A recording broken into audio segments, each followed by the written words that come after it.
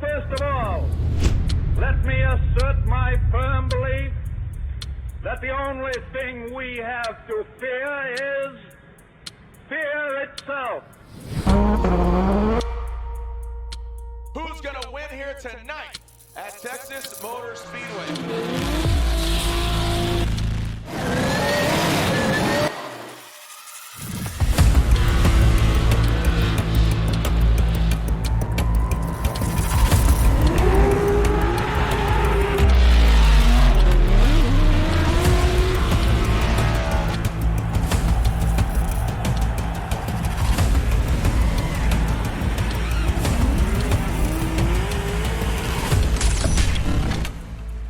This is the Lone Star Stage. The question is, who will be the Lone Star?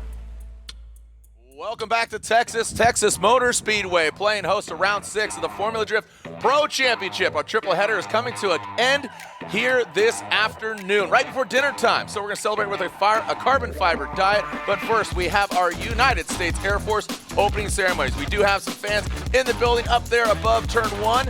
So, if you would, pay attention to the screen, to the monitors, as these young men and women act their oath of enlistment.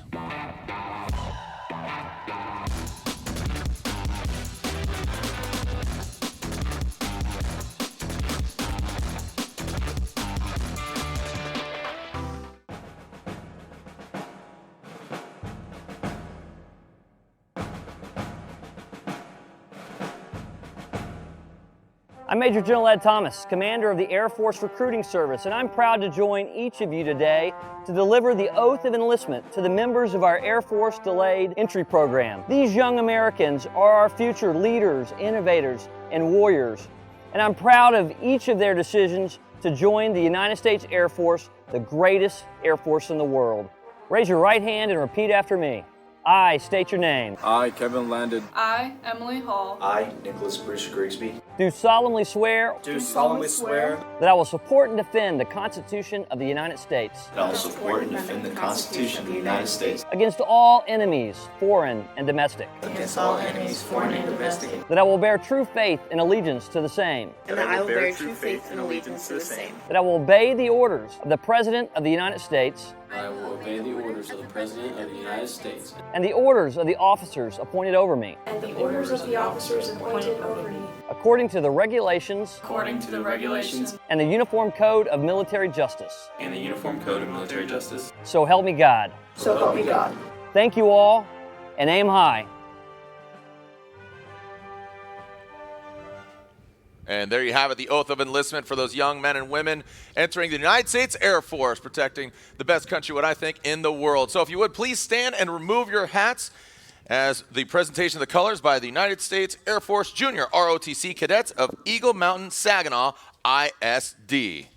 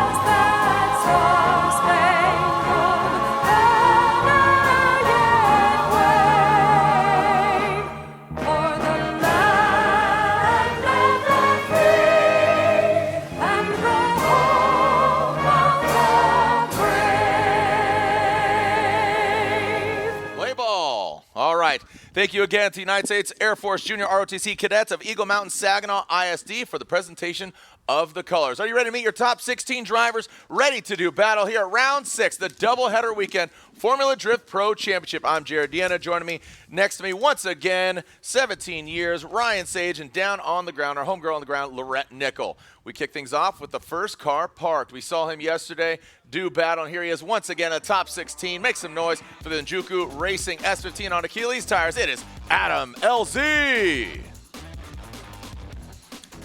Moving on down the line, former champ. It's been 10 years. Can he go another decade and win another championship? He's in that Monster Energy Nitto tire. Ford Performance Mustang RTR Spec 5Ds, ready to rock. Von Gittin Jr.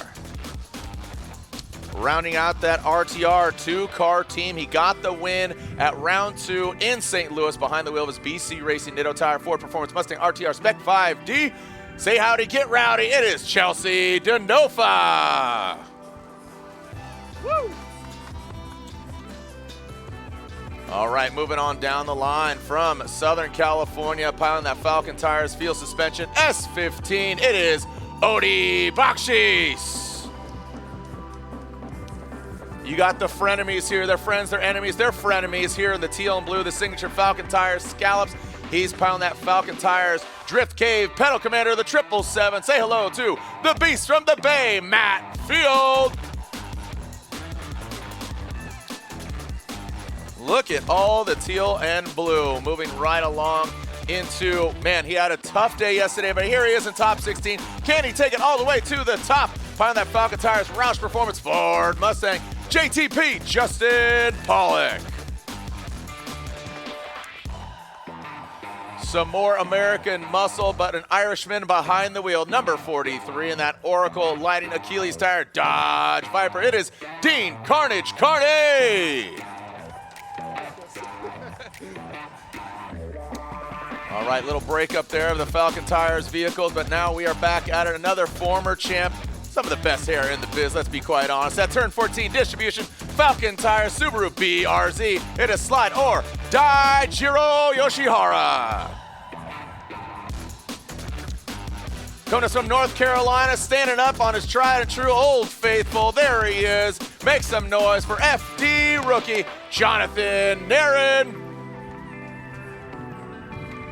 Coming to us all the way from Georgia. Here we go. And that comp cams, love the throwback liveries, rocking the gargoyles, the 10-gallon hat, and here he is.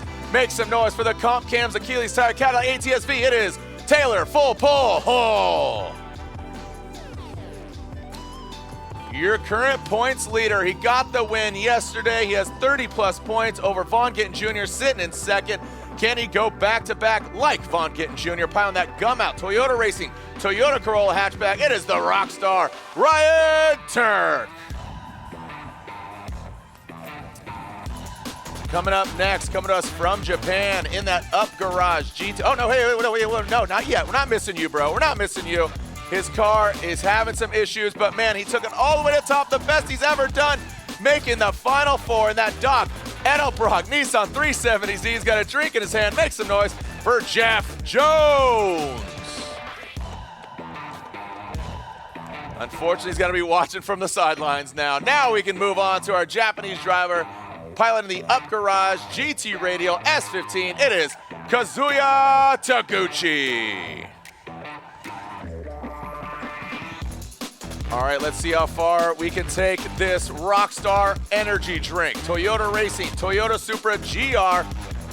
He's on Nitto tires, coming to us from Norway, the Norwegian Hammer, Frederick Aasbo. Look at a star-studded cast, more champions, more usual suspects, piling the Essa Motorsports, FCP Euro, Liquimoly, Achilles Tire, BMW. It is Michael Essa. Last but definitely not least, three-time Formula Drift champion, piling that NOS energy drink, Nissan 370Z on Nexen tires. It is Chris the Force Forsberg. There are your 15 vehicles, your 16 drivers. Are you ready to see them send it here at round 6 of the Formula Drift Pro Championship? Ryan, I know I'm really excited to see this. It's been a long weekend, but we've had blessed with some beautiful weather. The wind has shifted from left to right today, and it's going to be an exciting day. We do have some fans in attendance, and you know what? At the end of this event, who will have the points lead? Right now, 30-plus points is Ryan Tuerck ahead of Vaughn Gittin Jr. You got Osbo sitting there in third. Forsberg jumps from 7th all the way up to 4th. And here we go. We're going to catch up with all the action, but real quick, here's our United States Air Force interview.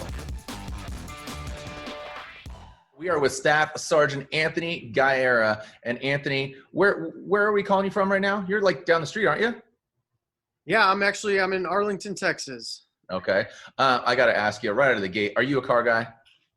Somewhat, I'm more so involved, follow the human sports, but I can certainly appreciate the vehicle aspect of it and the human aspect of the vehicles too, and that relationship that they have to have. Right, man versus machine versus just stick and ball. Wait, hold on. You said you're not a car guy, but you're from Detroit Motor City. I'm seeing Detroit Lions. I'm seeing Tigers. How are you not a car guy? That's true. I guess you make a good point there. So all the family worked for the big three up there.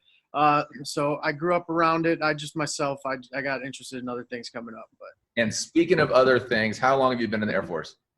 November 2nd will be my 10-year mark. November 2nd will be 10 years.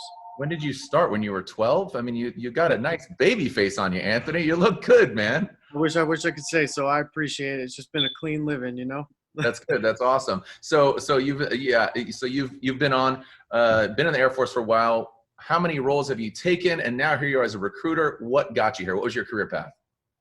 Well, I started off 10 years ago as a firefighter for the Air Force. Like you said, I'm from Detroit. I enlisted out of there. I was actually 22 years old. I waited a while to figure out what I wanted to do. Went through basic training, went through the fire academy. for 9 years, I was a firefighter for the Air Force, and then they selected me to be a recruiter and put bright, young, qualified, motivated young men and women in the United States Air Force. I love it, and that's interesting. Out of all these interviews over the years that I've done, and I have a lot of friends that are firemen. So, man, you're serving, our country, and then you're serving your fellow, airmen and airwomen there in the Air Force. That's a unique role. I've never heard or have interviewed a fireman or fire gal in the Air Force. Yeah, absolutely. I mean, the Air Force has provided me with many great opportunities to serve both my community, for myself to help others, and I just continue that role, and I've embraced it all the way. It's been a great experience. Yeah, the uniqueness, and that's what I really try to push with these interviews with recruiters such as yourself, is people think Air Force, it's airplanes, it's this, but there's so many different roles, so many different opportunities. So for anybody out there listening, rattle off, somebody aspiring to get in the military and the armed forces, rattle off some unique jobs that maybe you've placed people at. Well, firefighting is certainly one of them. Everybody thinks, oh my gosh, how can I can be a firefighter in the Air Force? Like, how does that work? The United States Air Force has 130 enlisted career fields, all types of opportunities out there, ranging from aircraft maintenance down to pest management, all the way over to services and you name it, law enforcement, fire protection. There's something out there for everybody, regardless of what their interests are. We can certainly find a field for everybody. That's great. All right. So how can people find more information about recruiting themselves and maybe engaging with you and getting some more information on the Air Force? Absolutely. So the best way to do it is definitely go to airforce.com, and then there's going to be a connect tab on there. Be as simple as hitting connect, entering your zip code information, and there you go. It's going to put you in touch with your local recruiter. Regardless of what's going on with COVID, the Air Force is actively putting qualified airmen into the United States Air Force. Don't be fooled and told otherwise. Awesome. Well, thank you so much, and looking forward to seeing you at the track. You know what? I'm going to turn you into a car guy. Again, you said you had a fan that worked for the Major 3. We're going to get you in there. We're going to send it, bro. So next event, we'll have you out. Might even see you here this weekend. You might make a quick little cameo, right? Sounds good. Possibly. Yep. You know it. All right. Awesome. Well, thank you so much. Thank you for the United States Air Force. Yeah.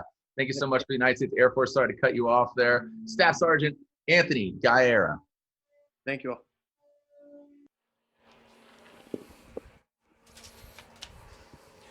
All right, welcome back. Thank you to the United States Air Force for their support of our series, Formula Drift.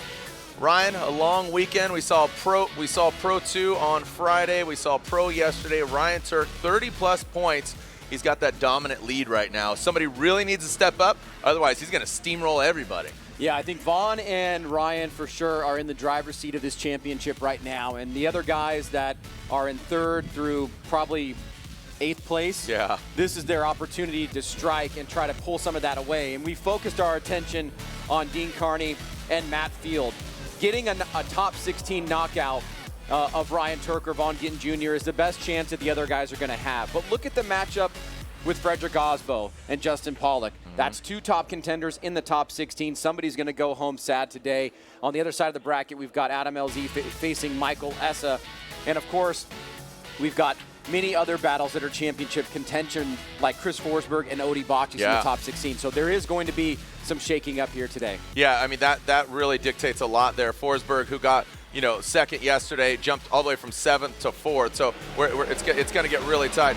Here's some highlights here for 32. We saw Chelsea Denofa. You talked about him. And Denofa will be going against Nerren. Here's Ryan Tuerck. Ryan Tuerck went against Tyler Nelson, the other Shelby Mustang, as Nerren has been campaigning one up until this weekend. Ryan Tuerck, just like I said, potentiality of just absolutely steamrolling everybody. Chris Forsberg, unfortunately for Kyle Mohan, it was an easy win for him, and Kyle Mohan shut it down. Well, one of the things I'm looking at today, Jared, is wondering about whether or not the dynamic will change from yesterday. What happened yesterday? Will that allow drivers to build on the things that they accomplished, correct the mistakes that were made? Did they learn anything from yesterday until today? And are we going to get a crazier competition because of that? That seems to have been the trend in the first two events at St. Louis and Seattle. But as you said, Ryan Tuerck, Von Gittin Jr., a nice little gap between Frederick Osbo and the rest of the field. So right now is the time to pounce on that opportunity and try to pull those guys back before the Vegas odds get way out of control. Right, and I like what you said about, what is the progression here, because we did see that in Seattle. One, not only did the conditions better through the weekend, but the drivers got more familiar with the track. We definitely saw that in Seattle as well, in St. Louis as well. So, man, a guy who was a spoiler yesterday, a dark horse, took it all the way to the top. Jeff Jones is with Lorette Nickel now. Well, Jared D'Ando was talking about progression, and we saw you get into the top 4 yesterday. Today, we thought that you had a belt issue, but it turns out to be much worse. Yeah, well, I kind of got bit by Byron there, and thought it was a simple issue, and went off-roading through this intersection, avoided a little camera out there, got the car back over here, and yeah, for the first interview, I was just, oh yeah, we'll get it fixed, but no. Ends up being we broke the crankshaft. I didn't cuss just now, that was just a loud car. Yeah, broke the crankshaft, and we're out for the day, unfortunately, but it's like, do I be extremely happy about yesterday or sad right now? And I'm just going to ride out yesterday. The crew did an amazing job, the car did a great job, we asked everything we could for it, and that was my first time in the top 4. Doing Formula D for 11 years now. It's extremely happy about that. And, the guys who help me right now, Chris Jackson, Greg Leone, Jeff, my wife, Christina, she called me last night. And, I thought I was happy, but she called me. Tears came to my eyes. It was tough. And I'm just so happy to make top 4 yesterday. And really thought we could do it again today. And, I bet you there's some dudes out there that are happy that maybe I had a car malfunction, because I was going to bring it today. We were turning it up a little bit more. So well, I think there was a lot of guys that were ready to do battle, and I wouldn't say that they'd be happy not going against you. I know what you mean. Yeah. But looking forward to Irwindale, are you going to be okay? We only got about 2 weeks of working time by the time I get home and get to put hands in the car. I'm pretty sure CPR Engines can put something together for me, and the rest of the sponsors will help hook me up. And, I got my guys. We'll put something together. We'll have a program. We'll be there for Irwindale. I feel like this is very bipolar. Yesterday was a real high. Today, obviously very emotional for you. Yeah, we're a small team that puts all of our own efforts and budget into it, and this definitely hit hard in the wallet, man. Hit hard emotionally because we were so ready to come here and do some action. But, there's always going to be a smile on my face, and hey, check it out, little dudes down there. You can grow to this level and you can do it. So if you're down there dreaming, you want to do this, just work hard. You'll get here. Promise you. Jeff Jones, that is why you are a fan favorite. Thank you so much for your time. Guys, back to you. Wow, yeah, so there it is. Kazuya Taguchi will get the fast pass into the Great 8 because Jeff Jones going out. So Kazuya Taguchi, yeah, gets a quick, like Jeff said, it was a great way of putting it. She's like, man, I'm sure some people are stoked that I'm not able to run because he was bringing it. Well, I think Lorette hit the nail on the head. It's just an extreme of highs and lows here in this sport that can turn on a dime in an instant. And this is the second time this year. I don't know if it was because of the bye run and going through the course that led to more damage to the vehicle, but this is the second time this year where something related to the bye run has had an impact on Jeff Jones's weekend. And so I'm sure he's going to sour pretty much the next time he has that opportunity. But let's take a look here at our track map. You can see those red decel zones. That is where a lot of action has happened, and outside zone 2. Most of the drivers have been locked in on outside zone 4, but we're really seeing those chase drivers having to put everything into those runs to make sure the lead driver does not A, get away, and B, doesn't put them in a position where there's going to be a wreck or get lost in the smoke line. And that has been a big, big challenge. All right, so Frederick Osbo, we have yet to see him do battle because he had a bye run in the 32 due to where he landed with the chip being picked. So he's going to go against JTP, who, again, yesterday he had bad luck as well. He popped that engine, worked overnight, said probably got out of here about 10 p.m., but just took his time, making sure that everything is up to snuff. We saw Justin Pawlak go against Castro, so we know that the car does run. He's capable and willing. Also, let it be noted that I think a lot of people would agree that it wasn't very Osbo-esque what we saw yesterday, so we'll see how he adapts now. Here we go, Frederick Osbo initiating in that first outside zone, transitioning in that front clip, now comes through that power rally.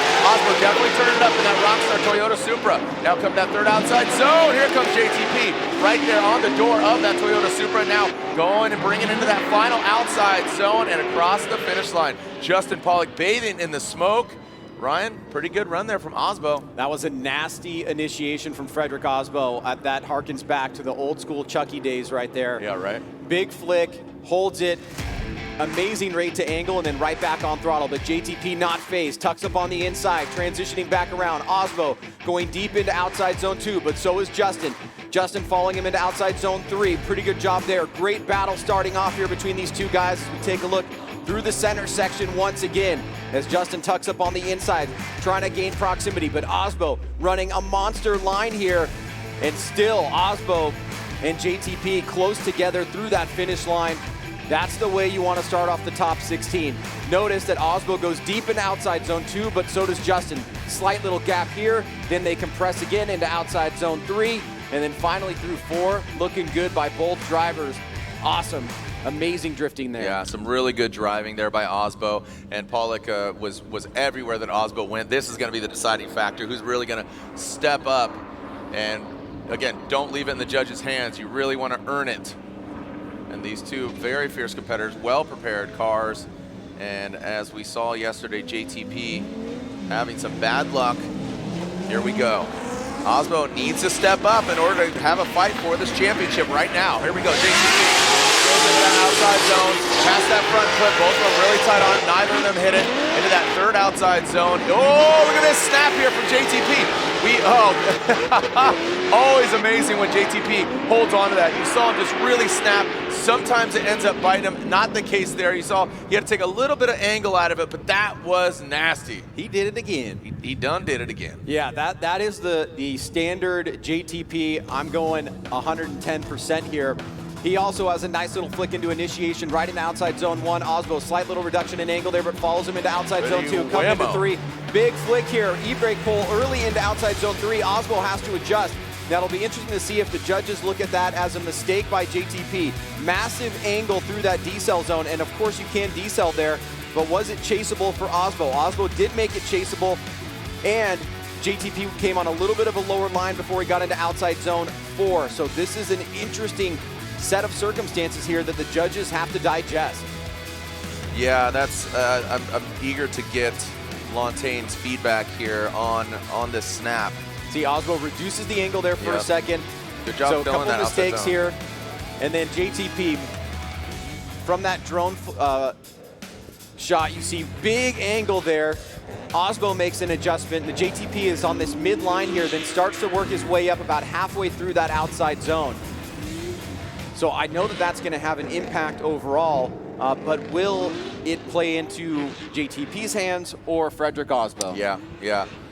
All right, well, judges are coming in here. And remember, you know, Justin Pawlak coming into this round was a real contender. Osbo currently sitting in 3rd. Here we go. So slide it left for Osbo. Justin, okay, and there we go. Osbo gets the win. Osbo gets the win unanimously. Lontaine, going over to you. Osbo gets the win, unanimous. Make sure your mic's on there real quick, and then we'll be good to go. Test 1, there 2. we go. There you go. I'm back. All right, so both drivers straighten in their chase position. Osbo straightened going by inside clip 1. You can see he had a pretty big reduction in angle there. JTP straightened going from outside zone 2 to outside zone 3 in his chase position. So chase to chase, they both made the same mistakes. But that doesn't mean that we can't judge the lead runs. And unfortunately, JTP's lead, he over-rotated there at outside zone number 3. He had to pull angle out. It wasn't one of those throw the angle in and maintain it. He had to throw angle in. It is a decel area, but it's not an area where we're looking for that because it did take him off of the right line. So you can see here in the chase, Osbo just had his little straighten, and then JTP did his in the smoke right there. And then JTP's big over-rotation threw him offline. And you can see that Osbo filled outside zone 4 really, really well. And that's what really gave Osbo the win in my eyes. And Ryan, if JTP were to pull that off, it would be holding that angle consistently, not unwinding it, but carrying the momentum through and then getting into outside zone 4 when he needed to. Is that right? That is right, yeah. What we always say with these reverse entry type guys that like to do that kind of thing is you can try it, but if you fail at it, we're going to have to ding you for it. You know, it looks really cool and it works well when it's done properly, and it is very rare that it happens just the right way. But when you have to get to angle and then pull angle out, adjust your line to keep drifting, then it's going to be held against you in a big way. All right, thank you for the insight there. And that was unanimous. Ryan Lantain speaking on behalf of the judges. Moving on to our next battle, Jonathan Nerren versus Chelsea Denofa, the winner to go against Frederick Osbo, we saw just get the win against JTP. Nerren will lead Denofa, giving chase. Here comes Nerren and then ISR, S14. Ooh, nice job there as Nerren zipped past that front clip. Chelsea Denofa giving him a little bit of an inch here. It's taken a mile as Nerren, look at that, comes into that third outside zone. And Nerren showing up in grand fashion. Denofa, our winner from round 2 in St. Louis. Ryan, that was not what I expected. I thought Chelsea would be nipping at his heels, but the gap kind of, it grew, it shrank, it grew.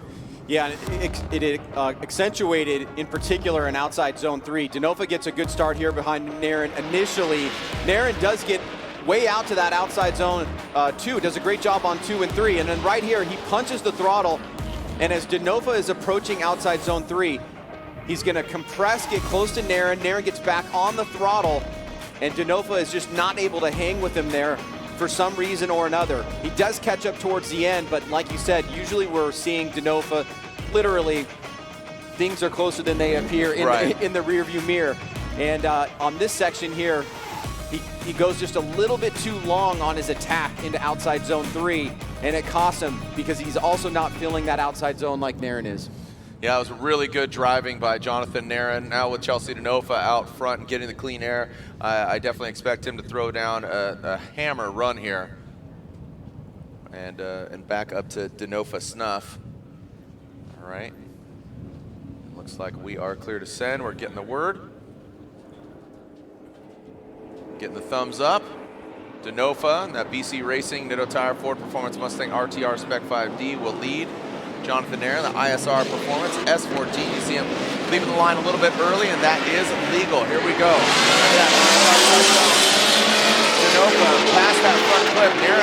Nerren with a big correction and straightening out in that power alley. Whoa, comes in hot, and oh, look at that. He overcooks it. Absolutely gets lost in the smoke. So unfortunately for Nerren, yeah, there he is, finally getting back on track. And Ryan, that's you know, FD rookie versus the FD vet, and Nerren made that really big mistake, and that's going to hurt him. Well, I think if there was communication between the spotter and Denofa, and they said, look, you got to go down and really use the grip of this car to try and pull a gap on him, but don't sacrifice anything. And by doing what he did here, and see, he had a full e-brake pull in that decel zone, which he's allowed to do. Nerren bit on that, knew that he had a saw that he had a gap, tried to close the door here. See, Denofa's at full decel here in that third outside zone, and Denofa picks up the throttle after the zone, but Nerren is already committed to that, and it looks like he goes off course. Now, I want to see if the judges agree. I think Denofa is in the right to decel here in outside zone. Nerren comes up super fast and is not able to hold the line that Denofa had coming into that section of the course. Yeah, look at that. Denofa just gripping it and ripping it across the finish line. Let's make it official here. Denofa or Nerren. And slide him left for Nerren, right for Denofa. And with Nerren going off course, seals his fate. Chelsea Denofa gets the win. He'll be going against Frederick Osbo in the Great 8. And again, here is a look at the decel map. As a reminder, the red area, Ryan, is where you can and are allowed to decelerate. Yeah, and it should be noted that these zones that we drew here are not arbitrary off of just the visual evidence that we get from watching practice. We actually pull data from the cars to see where they're decelling on this course, and then we overlay it in the areas so that it's consistent with the majority of the drivers in the field. All right, let's throw it down to Lorette Nickel, who's with the Norwegian Hammer. Lorette? Well, that was really good timing. You had your headset on. I can only assume you were talking to Steph Papadakis and getting a breakdown of your run. That is absolutely correct. You know, we're in the thick of the competition now. We had a battle with Justin, top 16, and I think we had a strong lead run, maybe one of the better runs I've done all weekend, but the chase definitely wasn't that good on my end. But Justin had some mistakes on his own, and now we're just trying to shape everything up, and we're up against Chelsea next, so obviously I wanted to watch that run as well. All right, and looking forward to the standings. I know you're the driver that takes each battle by battle, step by step. Are you looking at those points? So I say that I'm doing that, and that is the goal, but I have to admit it's not always easy to forget about the championship, and you know, at the end of the day, that's the goal. You know, it's great to see Tuerck doing great. He's obviously leading by a lot of points now. JR's doing fantastic, and there's a couple really hungry stallions behind us as well. So I'm just gonna have to dig deep, work with these guys, work with what we have, which is a great car, and try and take it as far as we can. Frederick, thank you so much. Thank you. Guys. Hungry Stallions, that's our band name, Ryan. A couple Hungry Stallions. That's pretty good. Bill S. Preston, Esquire, Ted Theodore Logan, we are Hungry Stallions. All right, so this is gonna be a quick work here for Kazuya Taguchi. Go ahead and turn the volume up and listen to the Up Garage GT Radio S15. Looks like Taguchi shuts it down, so Byron, aka Byron, is man, kind of hurting these guys. Wonder what happened here with Taguchi. It's not what you want to see. That is a full pole. That still does count. He will advance just to make sure vehicles running and able to run. And again, Ryan, you talked about it in the drivers' meeting. They asked, do you want to run the buy runs? They said, yep. So, yeah, here we are. Well, that is particularly for top 32. For 16, it's required. Yes. All right. We move on to our next battle. 3 drivers already in the Link ECU Grade 8. Here we go again. As we are, yeah, here we go again. This is what we saw yesterday. Vaughn Gittin Jr., Matt Field. Obviously, Vaughn Gittin Jr. got the victory as he took it all the way to the podium, getting that final podium spot against Jeff Jones. But Field and Gittin, as we saw it yesterday, Matt Field definitely has more horsepower than that, about 1,000 horsepower for him. Here in the Royal Purple Top 16, Royal Purple, the official oil of Formula Drift. Vaughn Gittin Jr. waits on the line. He will be our lead driver. Matt Field will give chase at Falcon Tires. Drift Cave Pedal Commander Corvette. And there's Kazuya Taguchi. He's having quite a weekend, isn't he? Yeah, man. Yeah, he's having a really good weekend, but we'll see what happens here. Taguchi went through Dan Burkett, and then now just with that bye run, because unfortunately Jeff Jones couldn't run. And this is one of the 3 battles that I've starred for the top 16, Jared, because huge championship implications here. After today, only 2 rounds remain, and we've got a 3-week turnaround. We're quickly going to be at Irwindale under the lights, and it's going to be a little bit different than what people are used to in these doubleheaders. We're going to be having Pro on Friday, Pro 2 on Saturday, and Pro back again on Sunday. Yeah. So that is going to be a difference for what fans have come to expect, and also for the drivers. Yeah, I think that'll be exciting. It'll be interesting, changing it up.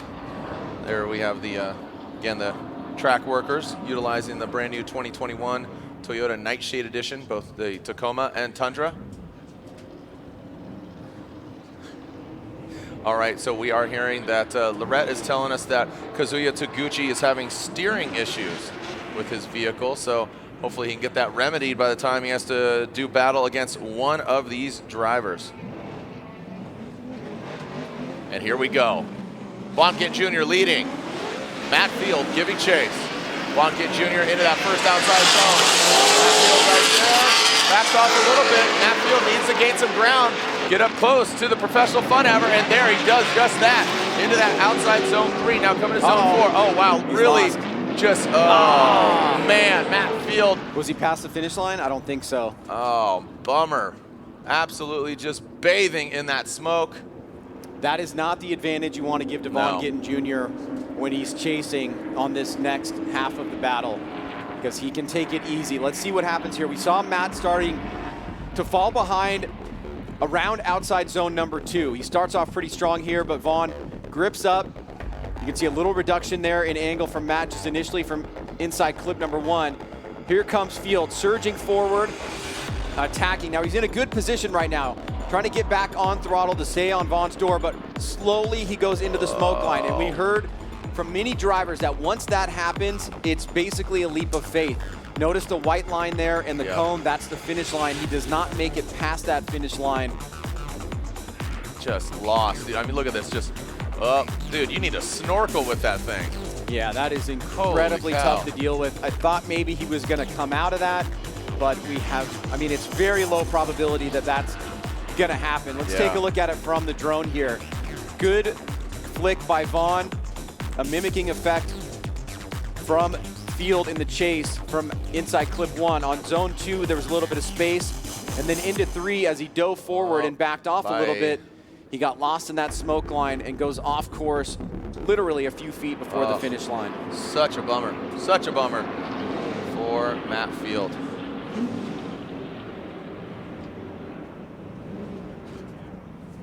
All right.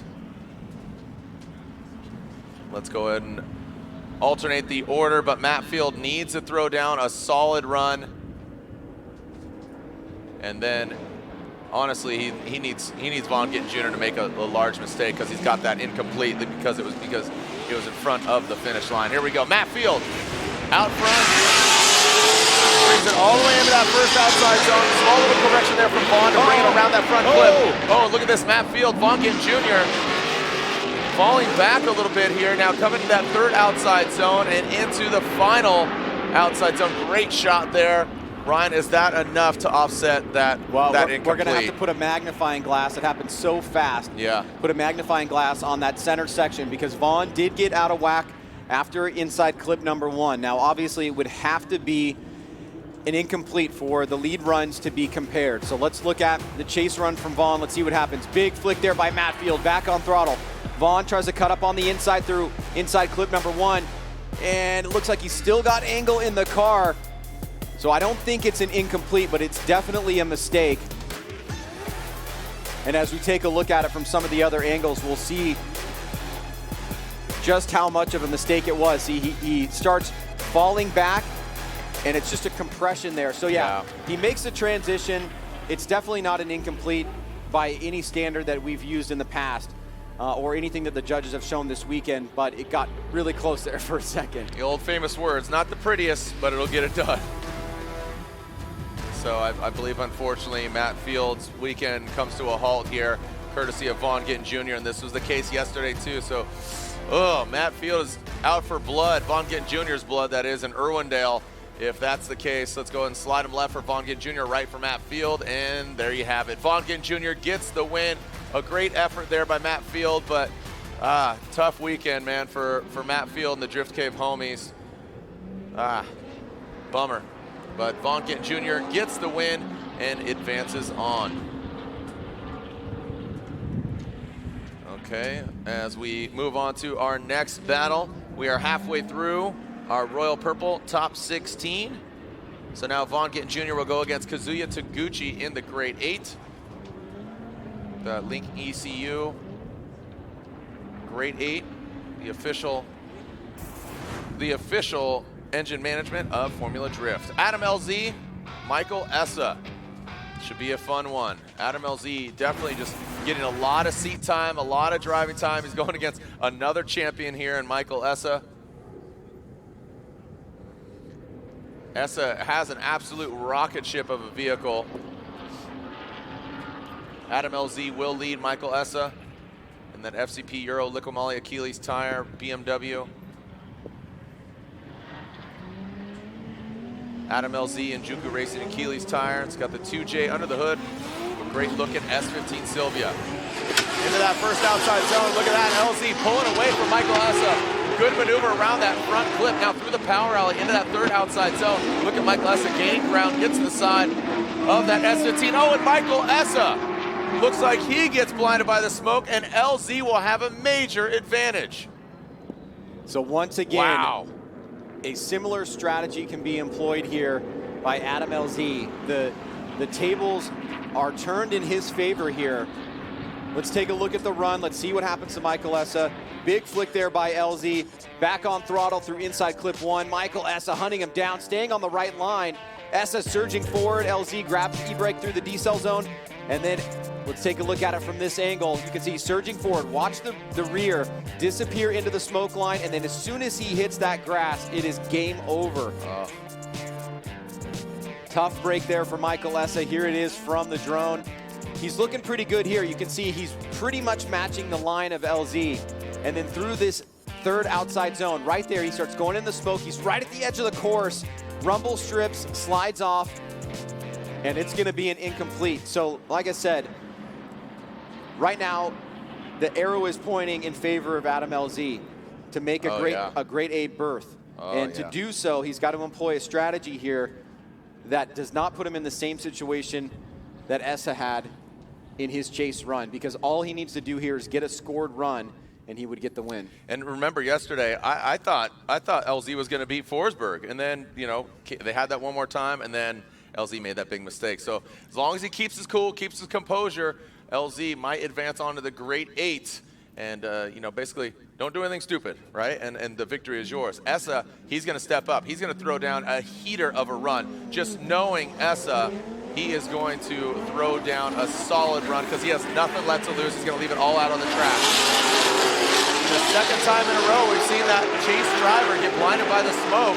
And here we go, those very thick Achilles tires, the smoke, as LZ keeps his composure, stays out of that smoke signal, keeps decent proximity. That is not an active chase. That was a great run.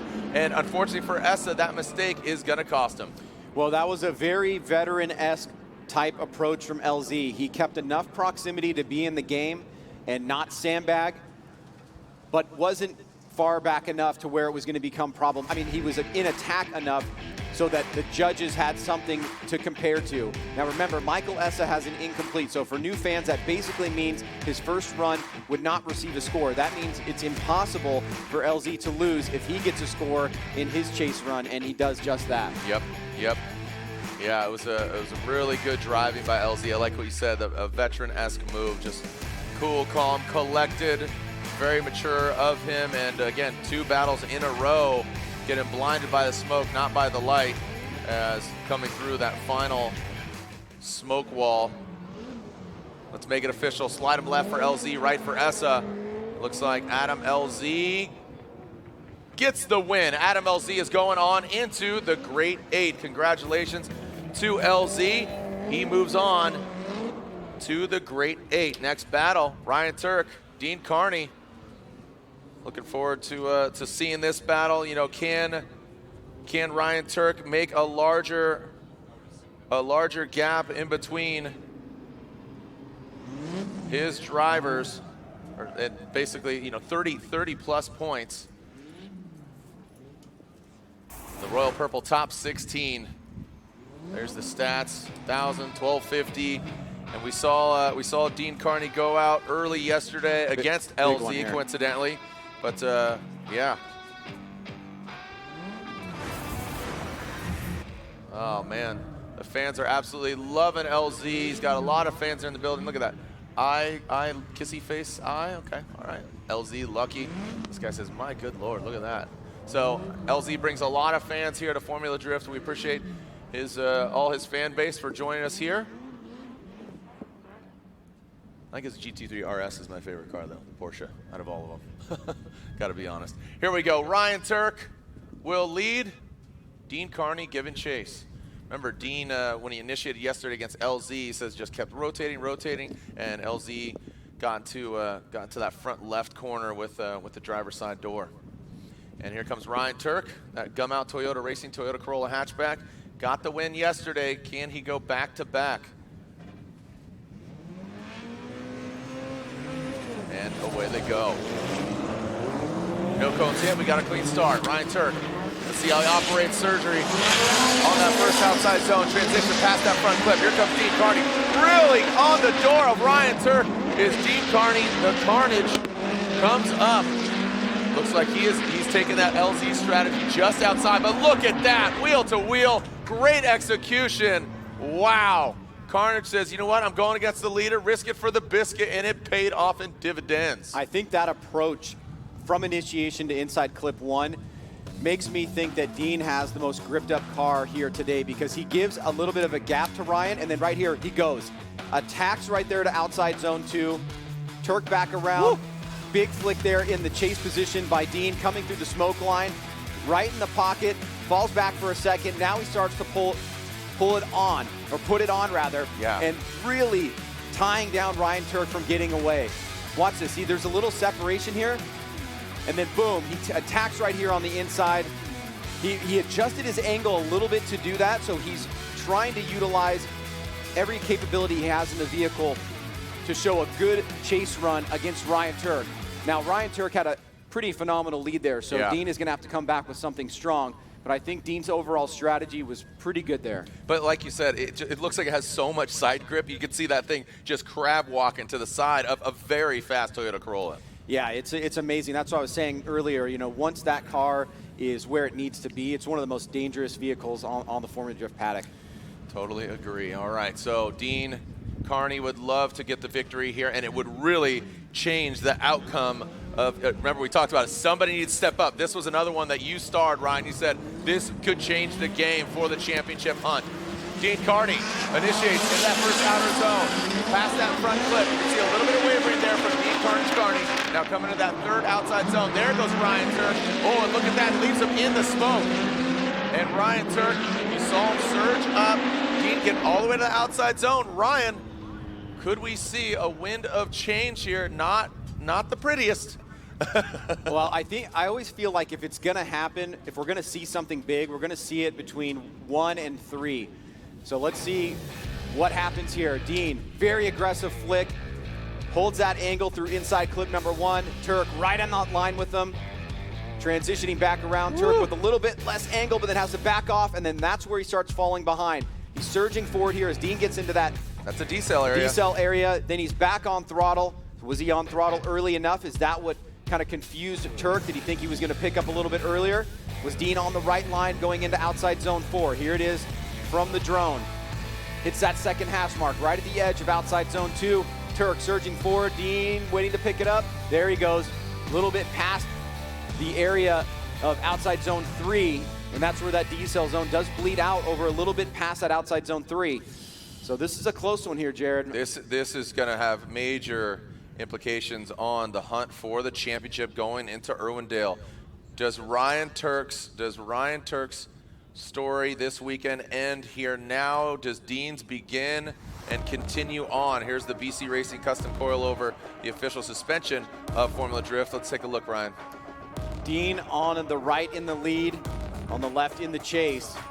Tuerck out front, pretty solid lead run. I think Tuerck maybe had the better of the leads. Look, he's deeper in outside zone 4. Kearney had some beautiful moments of really tight proximity, especially on that last section there.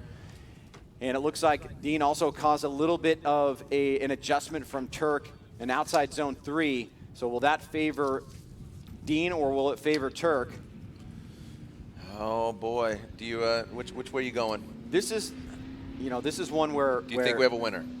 Like LZ and Forsberg yesterday, I don't have the thing where I'm saying this person could win. Right. I have it where I'm kind of stuck in the middle a little bit. Okay. Not definitive enough. Yeah. Okay. Now, whether or not that's grounds for, an OMT. Oh, yeah, exactly. I don't know. The judges sometimes will pick this apart and they'll see things that we don't see because they're professionally trained to do this. And, that's their job to kind of look at how close to the criteria that they've laid out on this course. Oh, boy. Did either driver Here we go. Chris Ewell says one more time. Ryan Lontaine says one more time. They are going at it again. Lontaine, I see you putting your headset on there, and I think that is perfect timing. So, hey, bud, one more time. Looking at what happened in both drivers' chase runs, Dean Kearney was pretty straight near inside clip number 1 in his chase run. I can't say that he was fully straight based on the view that we have. He was at extremely low angle, and that did allow him to gain that proximity and maintain it from outside zone 2 to 3. In the in Ryan's chase position. He wasn't as close proximity-wise early on, but he got really close at outside zone number 3, at which point he got too close, had to back off, and lost proximity through all of 4. So mistake-wise, it looked like that was pretty even. And lead to lead, there weren't a lot of differences. They both did a pretty good job. Dean was off of inside clip number 1 a little bit in his lead. Tuerck might have been not as deep in outside zone number 3, I think. So they kind of traded off good parts and bad parts, and it was really hard to say that one driver deserved to win over the other. Strong. Strong to real strong. Strong analysis. All right, so let's move on. We'll revisit the one more time battle of Tuerck and Kearney in a little bit, but right now it's all about Taylor Hull and Daijiro Yoshihara. 2 very different styles. Taylor Hull, very aggressive, dive, smooth like butter. Wow, look at that. Taylor Hull hit that 3-wheel motion. That suspension issue they had earlier seems to be no problem at all now. Yoshihara slides to the side of that Cam's Cadillac ATSV. Now bring it across the finish line. Taylor Hull and Yoshihara. Like I said, 2 very different styles, Taylor and Dai. Yeah, and the drifting world has been keeping an eye on Taylor Hull this year, just looking absolutely phenomenal and putting down an insane run here against a champion in Daijiro Yoshihara. Nice little flick, he's immediately back on throttle. Dai looking for this area going into outside zone 2. Can he attack here on outside zone 3? This is where we see a lot of compression, the drivers coming together. Dai surges forward, you see about a car length, and now he starts reeling it in. But he's not able to get door to door, and out front, Taylor Hull is keeping a pretty good line through outside zone number 4. Liking it. Here we go, though. You got that FD champ of Yoshihara. Taylor Hull has just evolving that. I mean, when that Cadillac came out, I'm just going to put him on blast here. It wasn't the car that it is now. That car is completely transformed, and I think it's the combination of man and machine working together, getting the car dialed, and that Cadillac is something else. And I remember Austin Meeks debuting his Cadillac the same time that Taylor did as well, but Taylor really making that car look strong. Like you said, a lot of eyeballs on him. But of course, a lot of eyeballs on Yoshihara over the 17 years they've been competing. Some of that second outside zone, you can hear those Achilles and Falcons just absolutely shredded. Look at Taylor Hull blocking up all 4 as he gets right to the side of Daijiro Yoshihara. Taylor Hull, look at that, massaging it right to the outside zone. Really good lead run by Yoshihara, but Taylor Hull, he's showing you why he deserves to be here and potentially move on into the Grade 8. We talked about having the right package with a great driver. We're seeing that here with Taylor Hull. Daijiro Yoshihara in the lead position this time around, and this is an incredible battle. Big flick there by Dai, immediately back on throttle. Hull through the smoke line, closing the door. Little bit tighter line there. Notice he had to make an adjustment as they swapped positions there, or they swapped back around into outside zone 3. But Taylor Hull, when he did that, he was able to get right in the pocket in outside zone 3 and keep that pressure on. So a mistake here in 2 allows him to keep the pressure on in outside zone 3. He was a little bit on that inside of the box painted on the ground for outside zone 3, but he's able to gain proximity. And that's what the judges are going to be looking for. What sacrifices were made in order to gain proximity, and how does that measure against your competitor? The overall mistakes, looking at both leads together, both chases together, and in your mind, looking at the mistakes, can you say this driver did better overall? Don't envy the judges on a run like this. This is a really close, tight one. This one is leaving me in the Dean, Kearney, Tuerck realm mentally. It's like, I don't know, I'm tired. I just want to go home. Help me. Help. Lost in translation, right? Yeah, I need help. Help. I like when we have we crack ourselves up like nobody else is listening. Oh man!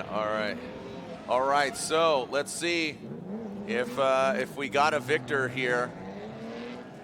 Let's see if we got a victor. Are we going OMT one more time? Taylor Hull, Yoshihara, waiting. Here we go. Slide him left for Hull, right for Yoshihara. And there you go. Chris Yule says Dai. Lantain says Daijiro Yoshihara. So Dai does get the win. It is unanimous.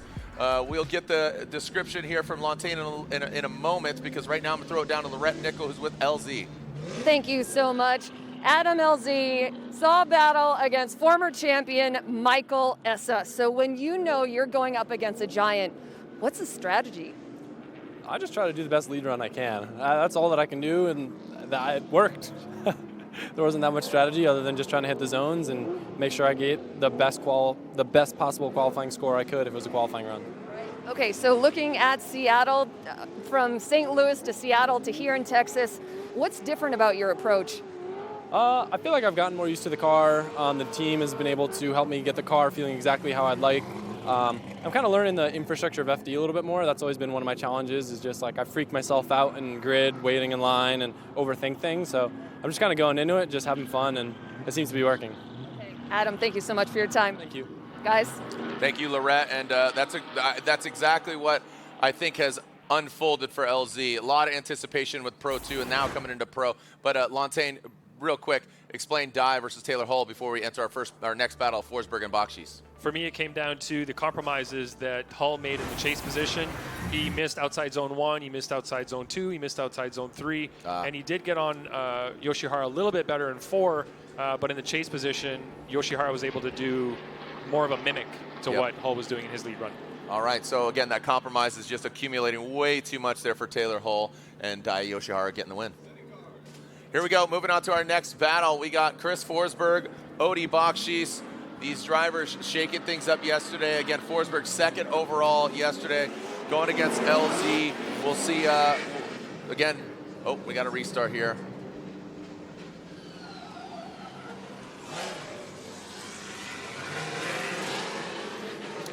So Dai Yoshihara waits to see who he's going to go against. Will it be Chris Forsberg or Odi Bakchis? This was to be our final battle of the Royal Purple Top 16, but we have the one more time of our points leader, Ryan Tuerck and Dean Kearney.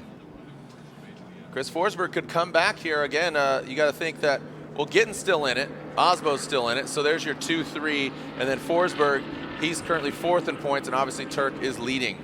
So some contenders here. Let's go. Send it, fellas. Forsberg in the lead, Odi in the chase. See how they handle this going into that first outside. Whoa! What? That was very unorthodox. That was an interesting initiation there, Ryan. And very unexpected. That was weird, and I'm wondering if, because I got to look at it again, it didn't seem like Chris was even near the first outside zone. Contact was made, and keep in mind, if you didn't see it, and I'm pretty sure you didn't, Forsberg was late to the top 16 driver intro. I'm wondering if his car is having an issue. I did see that, yeah. He came out. Here, look at this, right? Wow, what the heck? It was a big snap there, and Odi was. Did Odi hit him? I believe Odi did hit him. He was and he was really in proximity. Now the question that the judges I think are going to be looking at is, what level of rotation? Here you go. Was Chris going to have coming out of this? And I think, see, Odi, I think maybe taps him right before initiation. This is a weird one.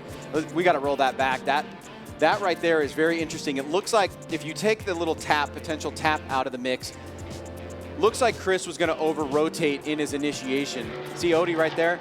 And as soon as he flicks it, Odi's already in proximity, and then I think they make contact again. That's at least what I think I'm seeing there from the shots that we have. This is probably the best one. Let's first look at the tap, see if there is a tap from Odi. Okay, Chris starts initiating, sways it over. You see a tap from Odi, and you got to think with the tap from the back like that, that lifts that back end up. So you're losing traction, and then when you snap it back around, that's. This one's going to be. This is one of those ones. This is one of those ones, right? And Chris always finds himself in these scenarios, you know, like the old Forrest Wang one, and you know, and Chelsea and him, and you know, Lantain, mic drop. What do you got, bro?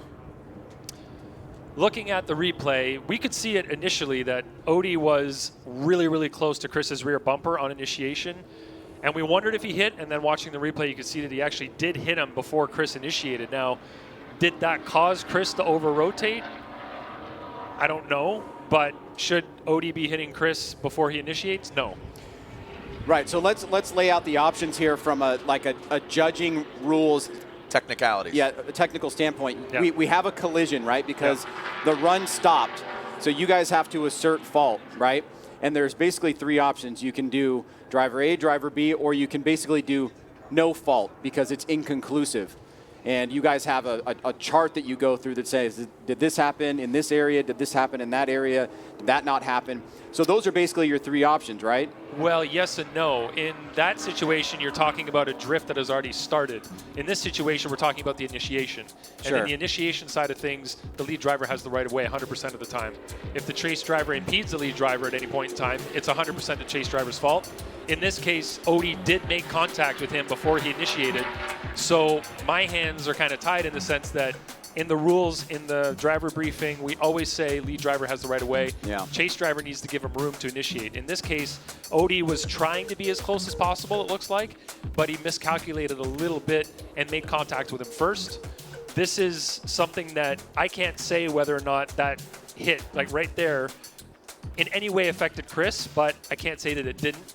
Right. All I can say is that Odie hit him before he initiated, which means that Odie's at fault, and that's where it ends for me. That's Osbo and Field in St. Louis, right? Yep, so exactly. Field goes to initiate, and Osbo's right there. Yep. Osbo's at fault. This is just a little more finite and more delicate and Exactly. dainty, and it just got weird and wonky. Yep. But regardless, like you say, doesn't even matter what happened to Chris because the hit happened. Exactly. Right? Yeah, what you would have to say is that if that wasn't the cause, that Chris doing that was a coincidence, right? Exactly. And the probability of that initiation on that, we've really only seen that one other time this weekend with Dean. And Dean said it was because he put his right rear tire on the rumble strip, which he never did before. That causes over-rotation. Right, so that's a low probability type scenario. This is definitely going to blow people's minds, though, for sure.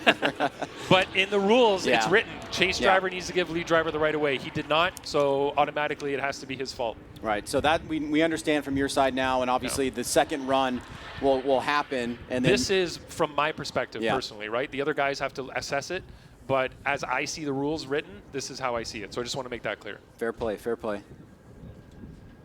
So what do Eggert and Chris say?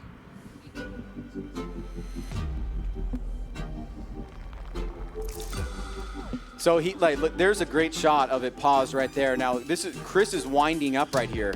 Look at his wheels. Well, you saw him counter. You saw him feint. Yep. You can see the 3-2-1 cone, so it's not super early. It's on time. Yeah, actually, can we back it up a little bit? Yeah, so he's in the process of initiation. Well, but he does the feint. Yeah, So he's got the feint, goes the and opposite direction and then goes and initiates Yep. in. So he comes across the nose of Odie. He's starting to be Contact. in the process of going back the other way. Game over. And then there's contact right there before that. Yikes. Because, I mean, even just that slightest lift, aerodynamics in NASCAR and F1, just that slight little thing could send a car ripping across the course. But what Lantain's saying is it was over before he even initiated because the contact was made. Yeah, and obviously we have two other judges to deal with on this, and they will assert fault because if there's any kind of damage that needs to be fixed, we have to deal with the competition timeout aspect of this. But no question, this is a crazy one. Boop the snoot. Boop, boop. All right. Judges still considering what's going on here.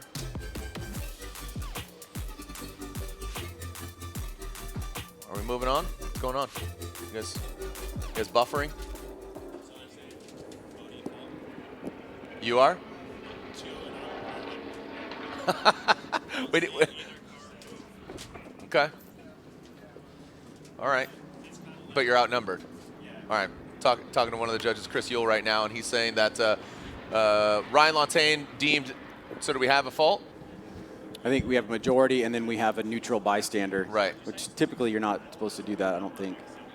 But he's outruled, overnumbered. So Brian and I both went with Odie being at fault based on the way the rules are written. It's not favoritism for any driver. It's not favoritism for any kind of situation that could have arisen or anything. We're not making assumptions about who got hit and what effect that had on it. It's simply chase driver did not cede the right of way to the lead driver, and it's stopped right there. And for you, looking at the replays, you were really just wanting to identify was there actual contact before the initiation that Chris was about to throw, or in the process of initiation? Yeah, and if we go off of what Chris has been doing all weekend, he's been coming up to the initiation point, getting a little bit of angle in the car towards the opposite direction, doing that little opposite flick. And once he gets the car at angle a little bit the other way, then he rotates the car pretty aggressively into his initiation. And you can see as he starts to rotate in the opposite direction for the corner, that's when Odie touches him. So you have to wonder, you know, after the fact, now that it's already been decided, as he rotated outwards there, did he make contact with the bumper? Did it hold him up from doing the proper rotation before flicking the car? Right. And he could have interfered with his ability to do that. So. Well, I'd be really interested to hear from Odie and his perspective, because the driver's perspective and what happens to a car when it's touched by another one is something that has a long history. We've seen, you know, steering wheels get thrown out of people's hands just by a little tiny touch of wheel-to-wheel action. So the vehicle dynamics and the physics of how these things all play in, both drivers will be totally up to speed on that. Yeah, and as you're coming up to initiation point like that, you've got your speed dialed, you've got the movement dialed, your muscle memory, as we talk about all the time. Sorry to cut you off, Ryan, but actually Laurette Nickel is with Odie now. Perfect. Hey guys, thank you so much. Odie has his hands on the tire, and Odie, some contact between you and Chris Forsberg. What's your perspective of what happened? My perspective is that I bumped him going into initiation, which was a shitty move of me to do. He just didn't go as fast as I anticipated. But when I did that, we're going a straight line, and I think that it spooked him upon initiation. And when he did initiate, you know, it just probably flustered him. So it's one of those things that, you know, I totally understand from Chris's perspective that, hey, he shouldn't have to feel a bump before he hits initiation. So we're just gonna fix the car, and I'm gonna try to do the best, you know, run that I can. We've been doing really good lead runs, and we'll see if Chris could hang. What are you guys trying to fix? We're just replacing an inner tie rod. Is really after, you know, Chris spun in front of me is when the damage occurred. Okay, Odie, thank you so much. Guys. Yeah, thank you, Laurette. And there it is, clarity. Doesn't get more clear than that. Crystal clear. He took ownership. He hit him, spooked him. Boom, crystal clear. So, and also, sorry for the language. All right, let's go back to the one more time. Oh man, our points leader. Can Dean Carnage Kearney play spoiler for Ryan Tuerck? Here we go. Into that first outside zone. Past that front clip. Into that power rally. Now there's some separation. It looks like it turned up that juice in that Corolla. You now come into that third outside zone. The big sweeper there. Dean Carnage Kearney. No! Kearney, you called it, Ryan. He was going off, and there it is. Ah, what a bummer for Kearney. It started to seem like Tuerck had maybe made some changes right from initiation. He pulled a pretty sizable gap that Dean was able to adjust to and close on the first run. This time Tuerck is like doing this initiation where he's turning into the corner, rockets out from 1 to 2, and Dean right here, you can see a lot of movement in the car as he's braking. Now as he gets back on throttle, you see both smoke lines. He's gonna fall back in that smoke line and not make it through. We'll see it from one of these other angles, but you can see he's low angle here trying to catch up and see the car twitching around like that. Yep. Now watch, he's going to get behind in the smoke line, and then right there, same thing that happened to Michael Essa. Yep. It's game over. Gutted for Kearney. Yeah, see that wavering there, just not as confident. You saw, you know, in that first run, you know, Kearney just looked really rock solid. Looked like you said, just had a lot of grip. He has that grip, but seems that Ryan Tuerck and the Papadakis team, they turned up their grip as well, man. Well, when you have a one more time and you have enough evidence to show why the one more time happened, these teams can really make the tweaks between runs. They can dial in grip, they can change things up against specific competitors, and that is a lot of how this championship season will play out, especially when you find out who you're going up against and what tendencies that driver has in particular on any given course. So second run coming up here, Dean Kearney at a big disadvantage against Ryan Tuerck. All right, I can see Forsberg back there, Odie backing it up as well, but right now we are seeing, where is Tuerck at? Where in the world is Tuerck San Diego? Went from Nashville to Norway down into Zimbabwe. All right. Tuerck making his way to the start line. See what he's got, talking to his spotter.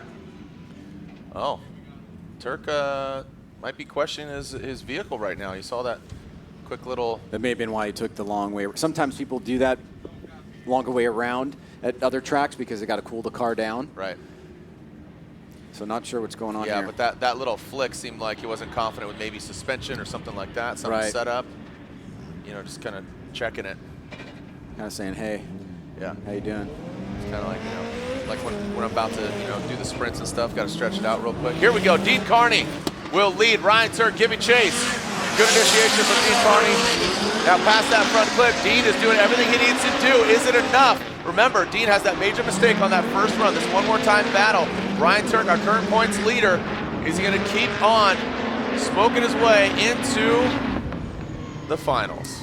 Ryan, seems Dean sealed his fate on that first run, unfortunately. Yeah, I think that's what it's going to be. Tuerck did enough there. Regardless of any issues that he may be having with the car, hypothetically, he got it done here in run number 2. Kept Dean in his sights. It's obviously not the greatest chase run that you're ever going to see, but remember, Dean has that incomplete on run number 1, which basically means the run was not judged or scored from him. So it would require that Tuerck also get an incomplete in order to force something like a one more time, or at least an analysis of the lead runs. All right. Let's take a look, and there it is. Ryan Tuerck gets the win and advances on. Gutted for Dean Kearney, but he moves on. Ryan Tuerck is going against Adam LZ, so our points leader going against Adam LZ, and there are the points, Ryan.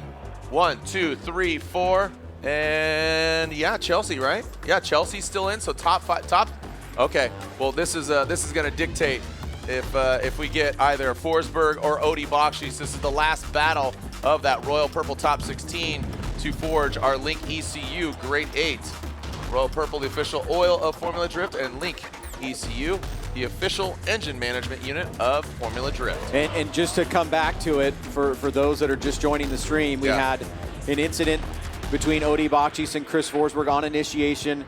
Odie tapped him before he was springing into initiation. Odie came on camera, admitted that happened, and after that, Chris basically was in a position where he spun out, and then there was contact, so Odie had to fix his vehicle, use a competition timeout, and now we're seeing the second half of this battle.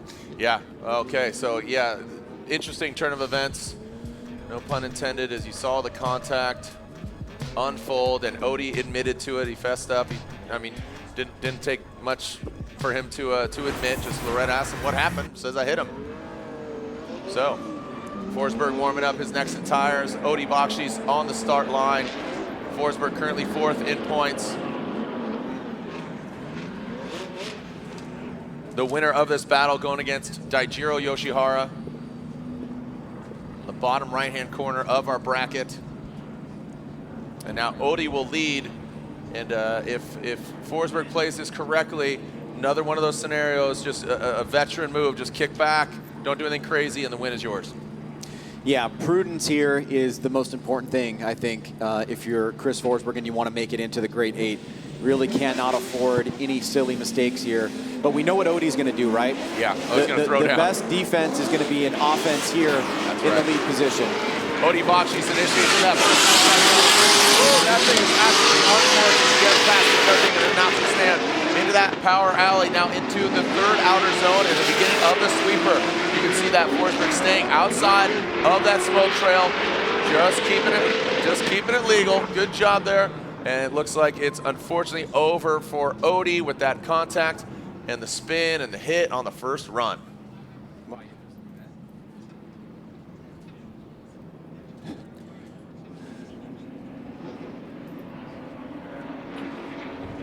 All right, Ryan, let's see what we got here. You have to assume it's gonna go the way of Forsberg. It's not official yet.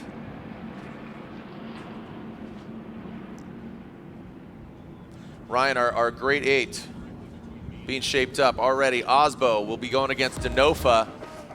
Here, we take a look at this run here again, if you want to call the action. Yeah, I mean, this is we talked about the prudence aspect from the chase driver.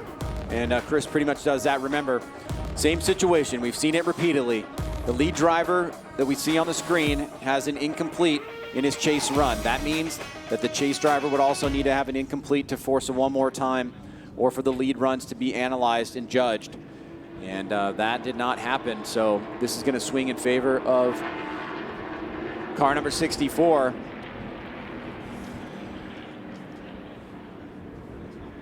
You can see the Type S banner there, Type S, the official lighting of Formula Drift.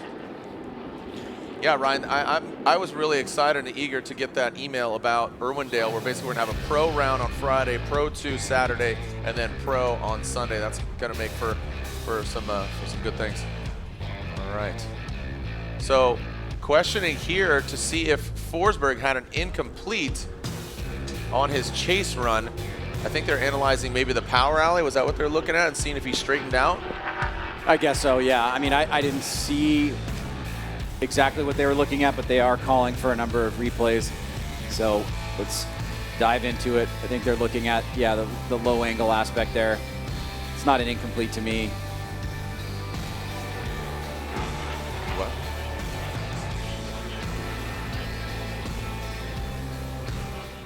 Yeah. All right, slide him left for Forsberg or right for Odie Bakchis, and there goes. Chris Ewell says Chris Forsberg, as does Lontaine, and is it unanimous? It's unanimous. Chris Forsberg gets the win. Ryan, our grade 8 is shaped up as we make our way from the Royal Purple Top 16 to the Link Engine Management Grade 8. And here is how it shapes up overall, moving on Friday, Saturday, and now here, round 6. The Formula Drift Pro Championship. Here is the bracket. Osbo versus Denofa. Kazuya Taguchi versus Gittin Jr. You have Adam LZ, always a fan favorite, going against our points leader, Ryan Tuerck. And finally, Yoshihara versus Chris Forsberg. Don't go anywhere, a short commercial break. When we come back, the Link ECU Grade 8 here at round 6 of the Formula Drift Pro Championship.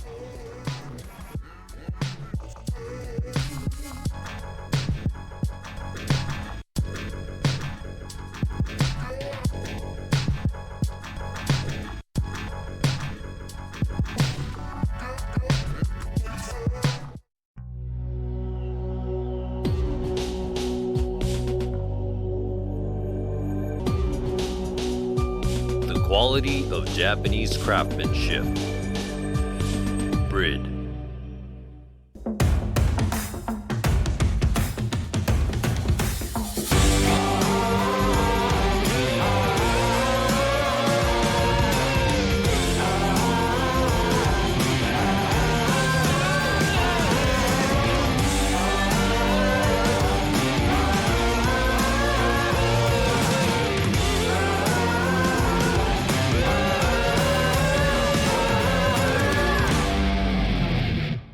What is power and control? Power is the sprint. Control is the hurdle. Power is the flame. Control is the perfect stake. Power is turbulence. Control is containment. Power is the ignition. Control is the sensor. NGK and NTK. Power under control.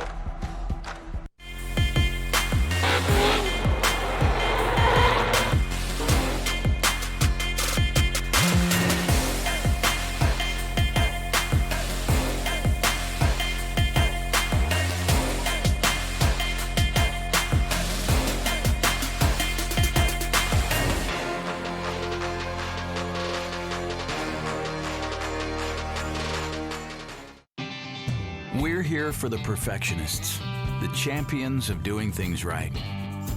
Whether they're in the shop or in the driveway, they trust O'Reilly Auto Parts, because good enough won't cut it here.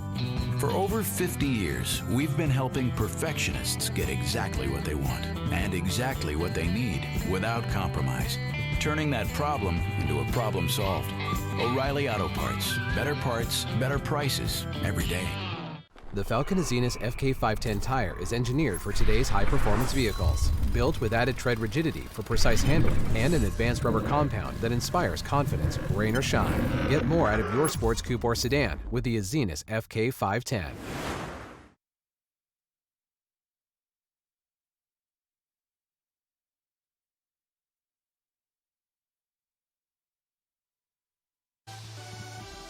Formula Drift is brought to you by Link ECU. Link Engine Management, the official ECU of Formula Drift. Achilles Tires, tires you can trust. And Ford.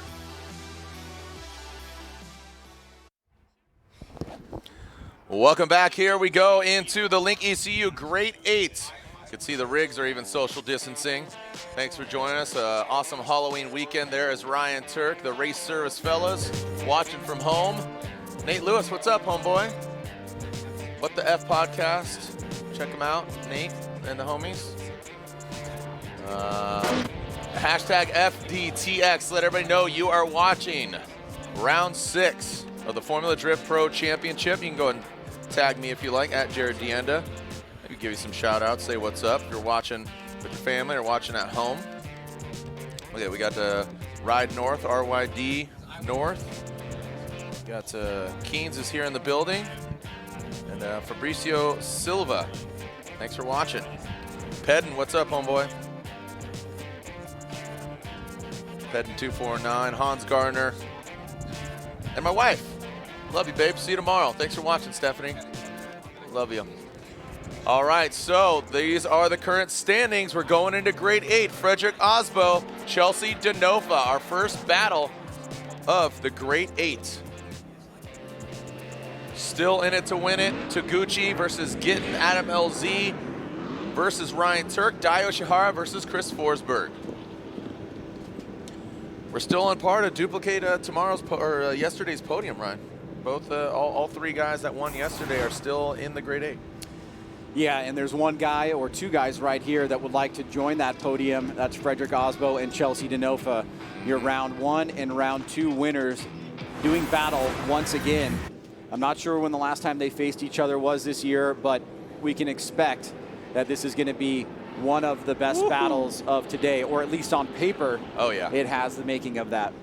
Most definitely. This should be a really fun one to watch. I mean, I'm just really impressed with Frederick Osbo, and when he debuts a new car, it's competitive out of the gate. You know, just like you were saying, Ryan Tuerck and his success. You know, good driver, good car, perfect combination. Here we go. Frederick Osbo will lead. Chelsea Denofa giving chase. Ooh, almost a contact there. Big initiation there from Frederick Osbo. Nasty snap into that front clip. Now coming to the third outside zone and that sweeper. Look at Chelsea Denofa, the gold nose right there. Shining. Woo! Look at that. Both these guys hitting switches. Yo, getting into the dirt. That was really unexpected. Wild. Super unexpected. My first take was, did Osbo go off first? Yeah. That was my first intuition from what I saw. And if that's the case, it's going to be fault for Osbo. Yep.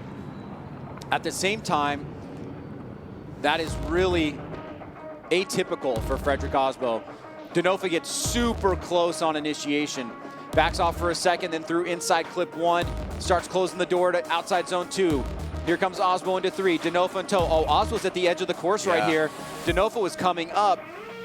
Man. Osbo was already going off course. He was right to the edge of the course there as Denofa was accelerating. We'll take a look at it from various angles. I think you're right, Jared, and my intuition, I feel like it's right so far, is that Osbo was at the edge of the course and going off when Chelsea Denofa made contact with him. So see, he's already at the edge. Yeah. Let's take a look, different angle here.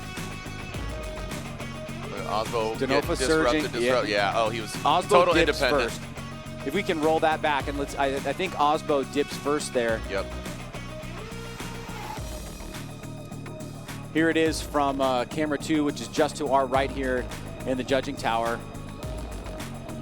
Probably get a little smoked out here, but this will give us something. Let's see if we see that same dip. Yeah, there's the dip. Oh, man. it was adorable. It was like in unison. Like Humpty Dumpty. Yeah. Whoa. Gadzooks. Now, in Chelsea's case, that's exactly what you're supposed to be doing as a chase driver. Yeah. You follow the lead where they go, and he does that. He follows them. He's deep as well, right at the edge of the course, and then there, from the drone, it's much clearer. All right, so if the case is that Osbo, you know, again, the judges are digesting this, right? So again, if Osbo goes off course, and he's at fault. Basically, Chelsea does have the opportunity to get hands on his car and inspect it, and I'm sure Osbo will do the same as well, but he'll have to utilize that competition timeout. And this is a big battle. This is the first battle of the Great 8 with Freddie currently 3rd in points. So this is through the power alley, I believe. So transitioning into that, where are we at right now? What? Yeah, that's that 3rd outer zone. Now coming into the sweeper. Riding the rumble strip, because you can see the attitude of the vehicle. Look at it, already getting disrupted here. Chelsea surges forward. You see the reflection of the gold, and there they both go. It feels like to me that Denofa may have hit him anyways. He was going to hit him? He was coming up at a pace where he was going to hit him, but let's go to Ryan Lantain and see if we're way off path here or if we're on the right track. Yeah, just to let you know, we, as the judges over here, we've already got our minds made up, but they just keep replaying it. I guess you guys enjoy talking about it. It's pretty fun over there. That's what we do. That's what you do. Yeah, that's our intention. That's why we're here. I just wanted to make it clear that we weren't over here trying to make our minds up. We as you said, Osbo went 2 wheels off while he was on the pavement on the runoff road over there, then ended up going in the dirt and led Chelsea off track. And that's totally exactly what happened. We were just waiting because now Chelsea has damage and he needed to go get his car checked. We had to assess fault, and we gave the fault to Osbo because he was the one leading. Chelsea was, as you said, following him as he should have, and ended up in a precarious situation that damaged his car. There's a big drop off over there. Right. There was some big puddles, and with the cars going off over and over again over the weekend, it's dug it out pretty deep. So the cars probably ended up getting high-sided on that on the edge of the pavement there, and maybe have some damage underneath. So they're checking that out, and we're just going to get them back to the line as soon as we can. Yep. So that was one half of the battle. Osbo at fault. That'll be a deficit for him. The former champ, the championship contender, currently 3rd in points in the FD championship. So that's definitely going to hurt Osbo in our first battle of the Great 8. I believe we're going to potentially advance on. You saw the 10-minute clock there with Kevin Wells, Lorette down there. We'll see if we can get some words maybe. Lorette maybe wrap out with one of the drivers or any of the drivers.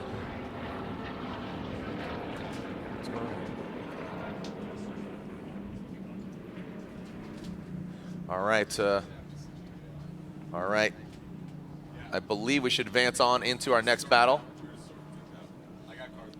All right, so it looks like cars are headed over to the burnout box. If you haven't already downloaded Tuerck Drift, please do that. Join the fun. Download Tuerck Drift for a special challenge event this weekend. Drift with your friends and battle against professional drivers like Dai, Odie, and the RTR crew. To earn unique crates, titles, and prizes in Tuerck Drift, available on iOS, Android, and in early access on Steam for PC. Download it now and stay sideways. There you go. FD in-game events this weekend. Rad Dan, you can drive his Supra. Download and play it now. As you can see, Tuerck Drift. So also join the Tuerck Drift team in a live stream event alongside the Formula Drift Texas top 16. Special prizes, crates, and offers. Tuerck Drift available on your devices. Also, if you haven't picked up your Royal Purple Octane Booster, you could receive your Royal Purple socks. Purchase a minimum of one 16-ounce can of Royal Purple Max Boost between October 19th and November 30th from any O'Reilly Auto Parts location, or online purchase from O'ReillyAuto.com and receive a free pair of Royal Purple socks by mail. Go to RoyalPurplePromos.com. Again, this is limit 1 rebate per household address for the duration of this promotion. All right, looks like Kazuya Taguchi in the burnout box, and Von Gittin Jr. already prepped. He is at the start line. Lorette, what's going on with Chelsea? Hey guys, well, I talked to Chelsea and I just wanted to make sure that he was good. He said, yes, of course, I'm okay. And he said he knew he was doing his job as a chase driver and followed Osbo out into the dirt. Right on, thank you so much for the update. And yeah, that's exactly what he needed to do. Basically, he's gonna jump off a bridge. He's gonna, if Osbo jumps, Chelsea's gotta jump too. In a situation like that, Chelsea had enough time and was already on the line with Osbo. If you want to contrast that with something that's different, think back to Seattle with Vaughn and JTP. On that transition, it's so quick that sometimes you can't make that reaction. Vaughn was actually going to be on the right line as the chase driver, and with the big flick that we saw from Justin, it's a different scenario where sometimes following the chase driver or the lead driver isn't physically possible because the reaction time is so small. Right. All right, well, we saw the winners of the previous rounds. Who's going to win here today is Vaughn Gittin Jr. Got to get back on the box. As Kazuya Taguchi chases him down. Look at how aggressive. Whoa, Kazuya Taguchi, wrong side of the track there, homeboy, as Vaughn Gittin Jr. continues on through the course. Looks like Vaughn Gittin Jr., look at that big, massive angle there into outside zone 4, and unfortunately for Taguchi, you saw he was aggressive out of the gate, Ryan. That was really aggressive initiation by Taguchi in the chase. Yeah, you have to imagine that he's thinking, I've got to pretty much give my all here against Vaughn. You know, the winner of 2 events this year, a podium yesterday, and it's going to take everything my car and myself can give here in this battle. And it looks like that he paid a price for it. So it looks like at first glance he's going to have an incomplete on his chase run. But let's take a look at it again. Gets right behind Vaughn. Wow, the way he initiates puts him on a really bad line. Ooh-wee. He should have initiated with Vaughn and stayed with him. Made a tiny sacrifice there, but it looks like he was trying to gain and put himself in a position to get the best proximity. Watch the initiation. It's very early and on the wrong line. And then right there, he's right on the bumper, or actually the quarter panel of Vaughn's car, and trying to transition back around. He really had nowhere to go. Yeah, and you saw when Kazuya initiated, he was on the wrong line. The car just gripped up. So for him to transition and transfer, you know, that power and that weight over, like you said, it just had him completely on the wrong line, unfortunately for him. All right, those Toyota 2021 Tacoma Nightshade and Tundra Nightshade. The Tundra assembled right here in Texas at Toyota Motor Manufacturing, San Antonio, available with 10,200 pounds of towing capacity. Tundra's 346 cubic inch I-Force 5.7 V8 produces 381 horsepower and 401 pound-foot of torque. Also the 2021 Tacoma Nightshade. Both of these special editions built off the limited grade, offering the perfect combination of luxury and functionality. The Tacoma features some awesome features such as crawl control, multi-terrain select, and hill start assist control. Tacoma will give you the confidence to take on even the toughest terrains. Here's our 2020 winners and champs. You got Frederick Osbo winning round 1 of the doubleheader weekend in St. Louis. Chelsea Denofa rounding out with 2, where he broke his heels jumping off the wall celebrating in St. Louis. Then you got Vaughn Gittin Jr. He is the king of Seattle.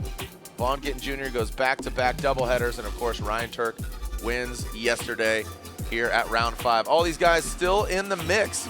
All the previous winners, of course, Osbo, Tuerck, and of course Chelsea and Vaughn. The RTR team, those guys could see competition against each other in the Final Four. As now we go back to it, looks like Kazuya Taguchi bringing a lot of stones out here on track.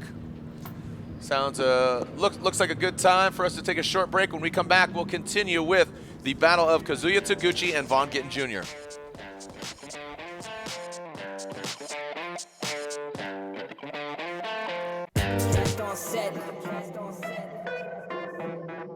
Can I get the cast on set? Came with the black mask again. Throw down, go the distance like a javelin. Roll out, always take it, never ask to win. So I never drop the ball like I'm traveling. Hey, only ever fade away to make a play. Before in the game, I don't need a break. All these bench warmers need to stay awake. It's a home game, but they about to feel away. Ain't nobody wanna body anybody. In my 1,000 horsepower competition drift car, I use Royal Purple XPR 5W50. XPR is specifically formulated to increase horsepower and torque in high performance and racing engines. And its revolutionary Cinderlick additive technology and zinc phosphorus fortified formulation provides the highest level of protection against heat and wear. The new 550 is all killer, no filler. It has better high temperature performance than any other 2050 engine oil. The result is a performance oil that protects like no other, utilizing superior base oils and additives. It's what sets Royal Purple apart from the rest, and what is also transferred down to their HPS High Performance Street Oil, which is what I run in my daily drifter. So from here to here, all you get is extreme performance from the synthetic experts. Royal Purple.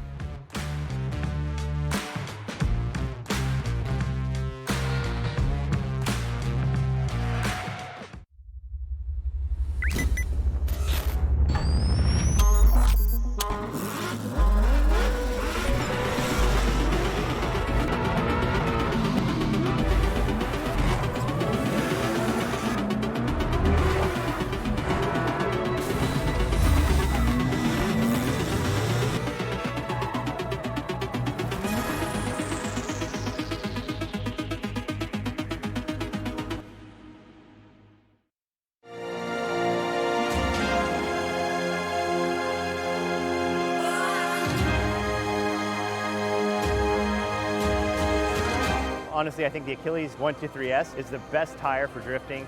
It's just so consistent. There's so much grip.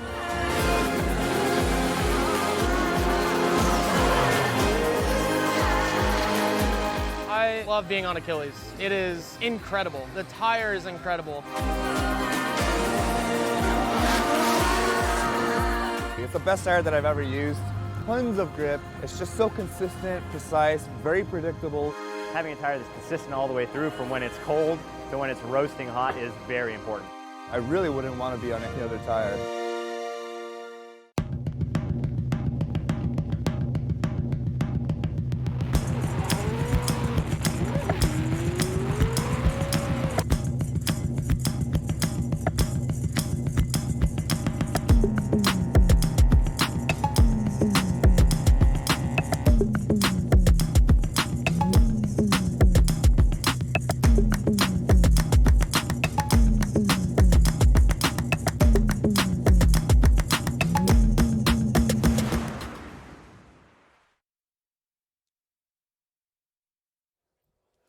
All right, the Toyota's little maid service here, leaving a mint on the pillow for us. Thank you so much, as our staff and crew working hard to get the track cleaned up, as we should see the second half of the Taguchi and Gittin battle. There you go, Taguchi in the burnout box. They're allowed to warm up their tires because of just the delay there, cleaning up the track, as Kazuya brought on a lot of rocks, a lot of stones onto the course by going off course.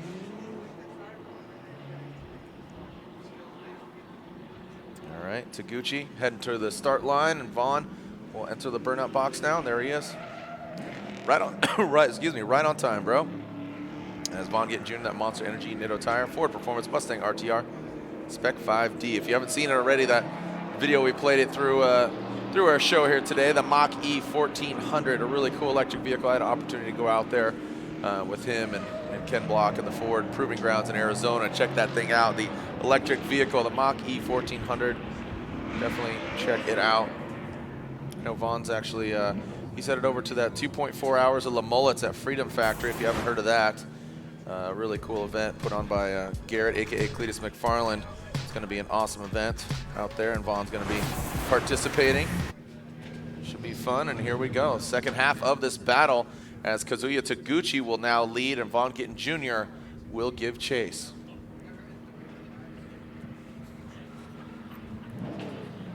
All right, red lights are on. Let's see him extinguish, and it's go time. Send it, fellas. Here we go. Taguchi up garage, GT Radial S15. He's got a big hill to climb. He had a major mistake there on his first run. Looking a lot cleaner now that he's out front. Vaughn Gittin Jr. taking a calculated, oh, buddy, Kazuya slowing down a considerable amount. That is a decel area, but he almost came to a full stop, man. That was a very drastic decel there, Ryan. I think Vaughn came through the smoke and was like, whoa, there's Taguchi. So that got a little hairy there. We'll go back and take a look at it again. Taguchi sitting on that incomplete in his chase run, in the lead run, blasting through that first outside zone. Vaughn giving a little bit of space here. Taguchi going to start throwing up that smoke screen. Vaughn comes through, and then there's Taguchi right there. He adjusts. Vaughn loses his bumper on the cones coming through the smoke line. Nerren, I think he Was there contact there? There was definitely a little bit of like a hop from Taguchi, which may have just been going on the rumble strips, but it happened really close to when Vaughn was approaching him. Here it is right here. Coming forward. No. Nope. No. I mean, Vaughn almost, but he almost goes off course. Yeah, he almost went off course, but Taguchi, am I correct in saying like he slowed down considerably? Or is it just a weird line? Well, it looks like obviously the judges want to look at it, give themselves some greater certainty here. We know that the decel zone is there. We've talked about that ad nauseum. Obviously, you can't park it in that area. Did you say ad nauseum? Yeah. Okay. Is that the word of the day? Sorry. We've talked about it a lot. Yes, okay, got it. Just lowest common denominator. But you right can't here. park it, obviously. Yeah. The decel is meant to be a natural area where the cars are slowing down. You're not supposed to park it in that area. It looks like he was actually decelling a little bit before that. Well, that's Osbo on the left, so I don't know. Yeah, I was looking up at the big screen on the right. Got it. So we got a little mismatch there, but. Yeah. All right. So. Yellow. Yeah, got a little confused with the yellow. Oi. What's up, Lantain? Just giving you a heads up. What's up? Of what we're looking at right now. We're trying to get the drone shot from outside zone number 3. We want to make sure it with Kazuya leading? Yes, with Kazuya leading. Kind of looks like Vaughn may have gone. We know it was 2 wheels. Could have potentially been 3 wheels off there. We're looking at that white line, so we're trying to get the drone shot replay right now to see exactly how many tires Vaughn went off with in that area to make sure that we're making the right And while we have you on, tell us what you think about Taguchi in that decel area. Is that fine? Is it normal? What do you think happened to Vaughn there? Did he come through the smoke line very quickly, come in with too much momentum? Like, where's the thought process there? So in the beginning, it looked like Vaughn gave him a little bit of room, maybe gave him too much room up to initiation, and then there was too much of a gap built up, and Vaughn was trying to catch up to Taguchi. And you could see that Vaughn rotated too early for outside zone 3, and then it put him on a weird line going towards outside zone 3. And as you're approaching there, as somebody's decelling, you're coming in hot trying to make up ground. It gets into a situation where you've got 2 rates of speed there, and Vaughn's closing rate may have been higher than he expected coming through the smoke, and he had to really slam on the brakes, and it caused him, it looked like, to go really wide in that area. So we're just trying to see here with this replay. Hopefully we can look at that white line that's painted on the ground. You can see Vaughn at very low angle there as well. So, yeah, that is definitely 3 tires off. So now you got area. So okay, so if it's 3 tires off, and everything Taguchi did was not related to Vaughn's mistake, then what that would mean, at least for you, is an analysis of comparing the leads. Yep. Is that right, Ryan? Yeah, so now both chases, if they're incompletes, then you're going to the leads, just as you said. And then, you can see here Taguchi's making some pretty serious errors in the lead position. So it could be you like this word of the day too, a nothing burger. What is that? What is a nothing? Remember, I introduced that one last event. Did you? I don't remember. You kind of reacted the same way. I chose to maybe not acknowledge it and erase that from my memory. Do you remember what the word of the day is from? Do you remember that? From Sesame Street? No, it's from Pee-wee's Playhouse. Oh, okay. Yeah. Tell them Large Marge sent you. We have all of our votes in. We're just waiting for it to come up on the screen. Right. But I think the way that we explained it should be pretty straightforward. Lead versus lead, chase versus chase. Yeah, Taguchi had a really big off there in his chase. So. And just to make sure so fans understand, the reason why you guys are doing this is because it's the reason why Vaughn wins here, right? And, and there would have been different reasons. In the first one, he wins because Taguchi incompletes. In the second one, he incompletes along with Taguchi, but he had the better lead. And that's we have to draw that distinction because those 2 reasons are different. Exactly.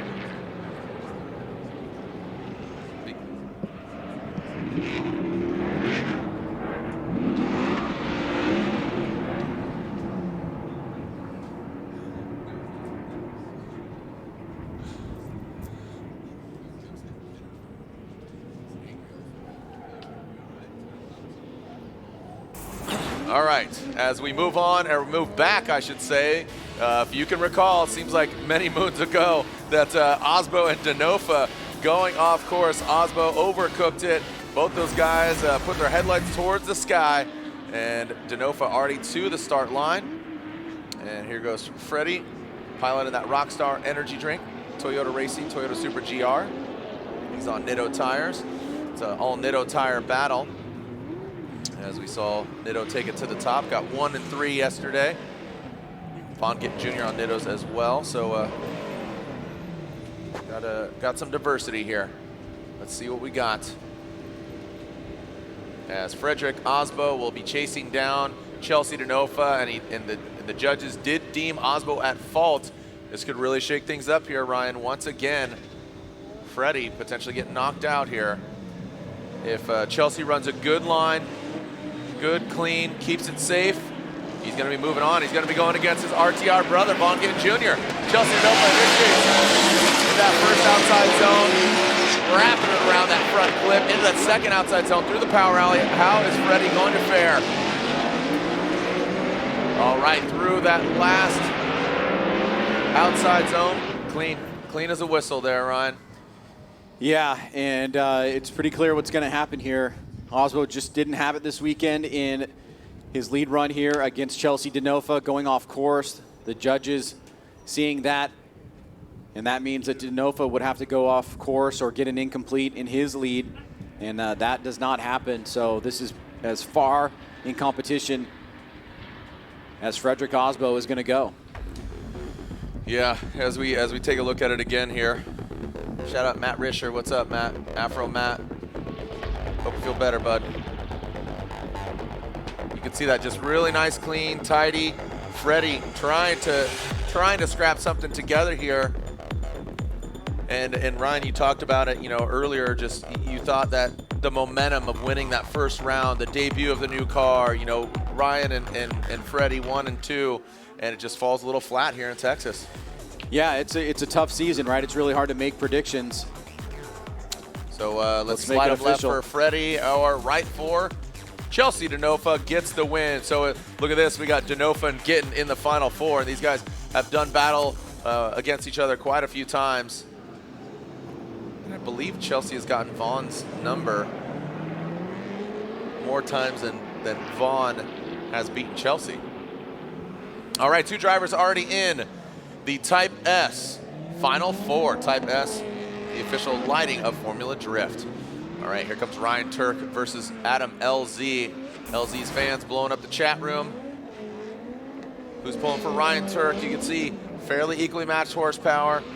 Both these guys, actually Adam's vehicle technically has a Toyota engine under the hood of a Nissan. And Ryan Tuerck, of course, piloting that gum-out Toyota Racing Toyota Corolla hatchback.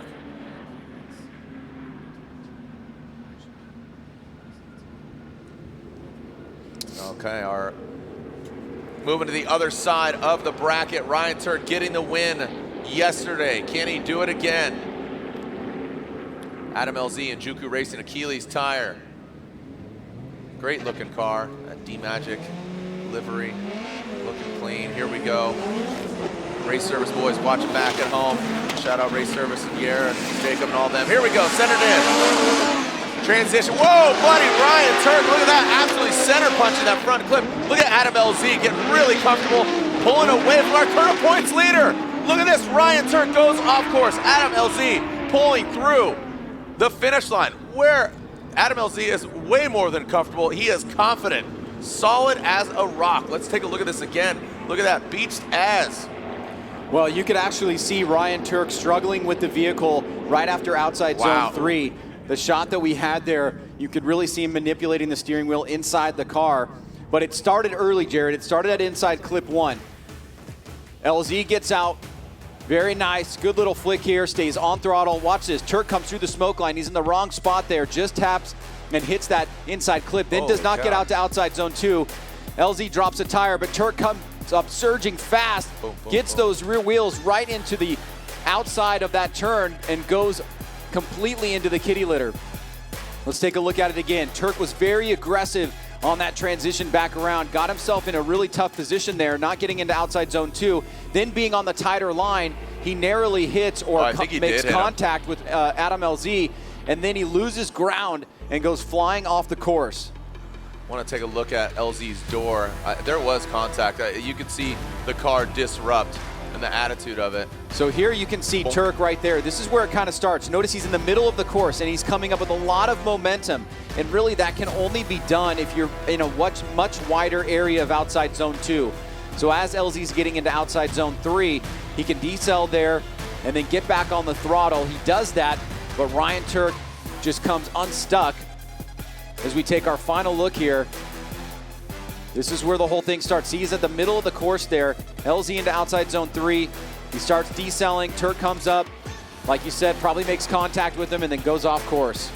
Yeah, I really believe there's contact. I thought in one of those replays you saw the attitude of LZ's vehicle get disrupted, but Ryan Tuerck was just all over. Here we go. Look at that thing dip.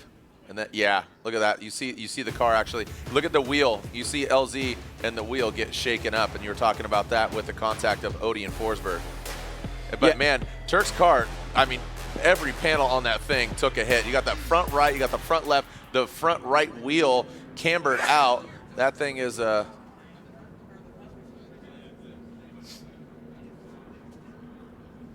yeah, I believe the officials are just going to go look over at Adam's car, and you'll be able to see. Well, this would be, I mean, it's 50% of the way over, so we've seen things change, but right now, Adam LZ is in a massive position to take out the series points leader if everything that we've said is right.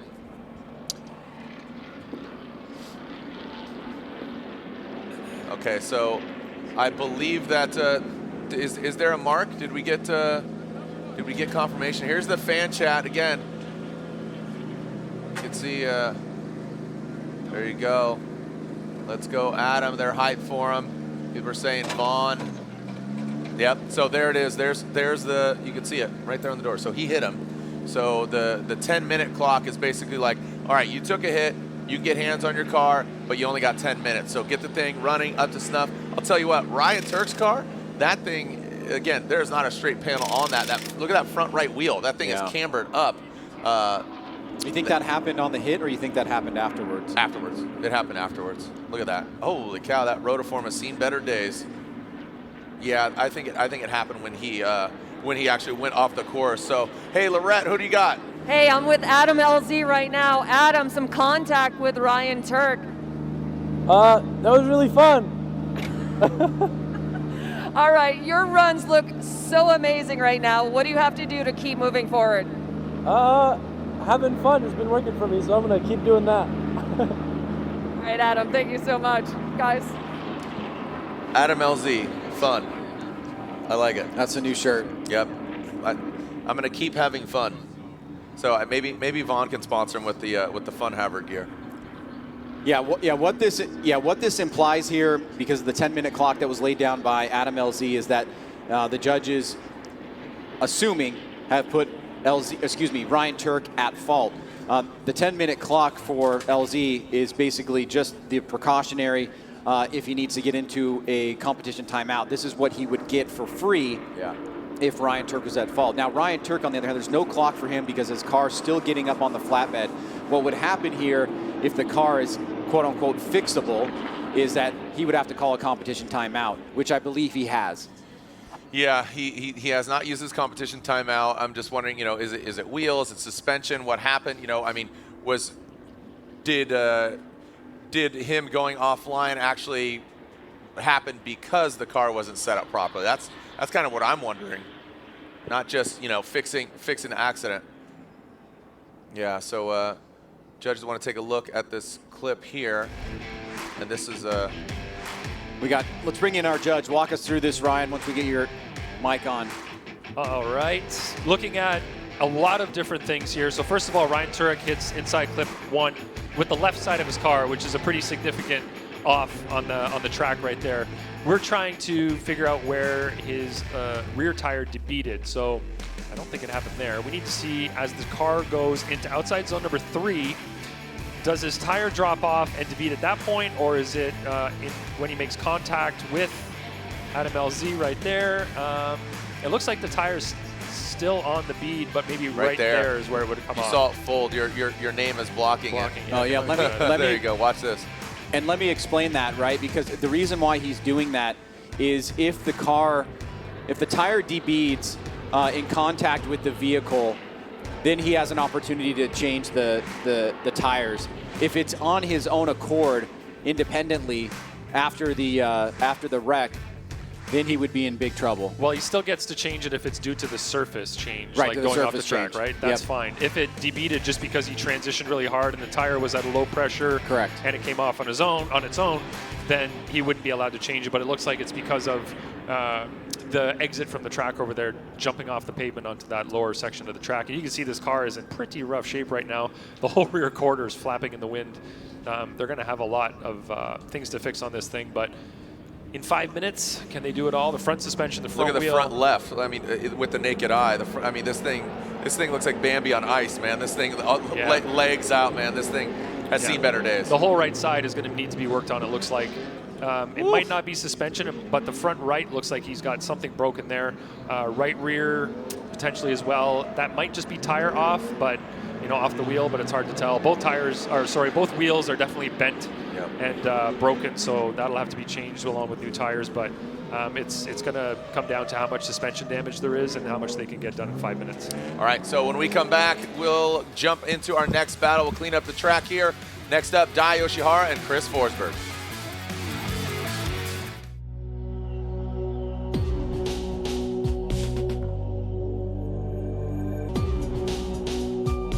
Quality of Japanese craftsmanship. Brid.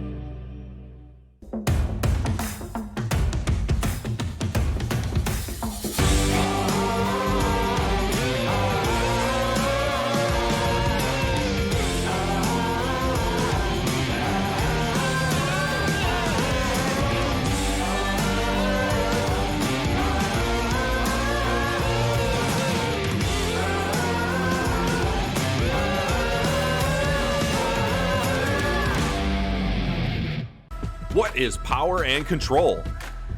Power is the sprint. Control is the hurdle. Power is the flame. Control is the perfect stake. Power is turbulence. Control is containment. Power is the ignition. Control is the sensor. NGK and NTK. Power under control.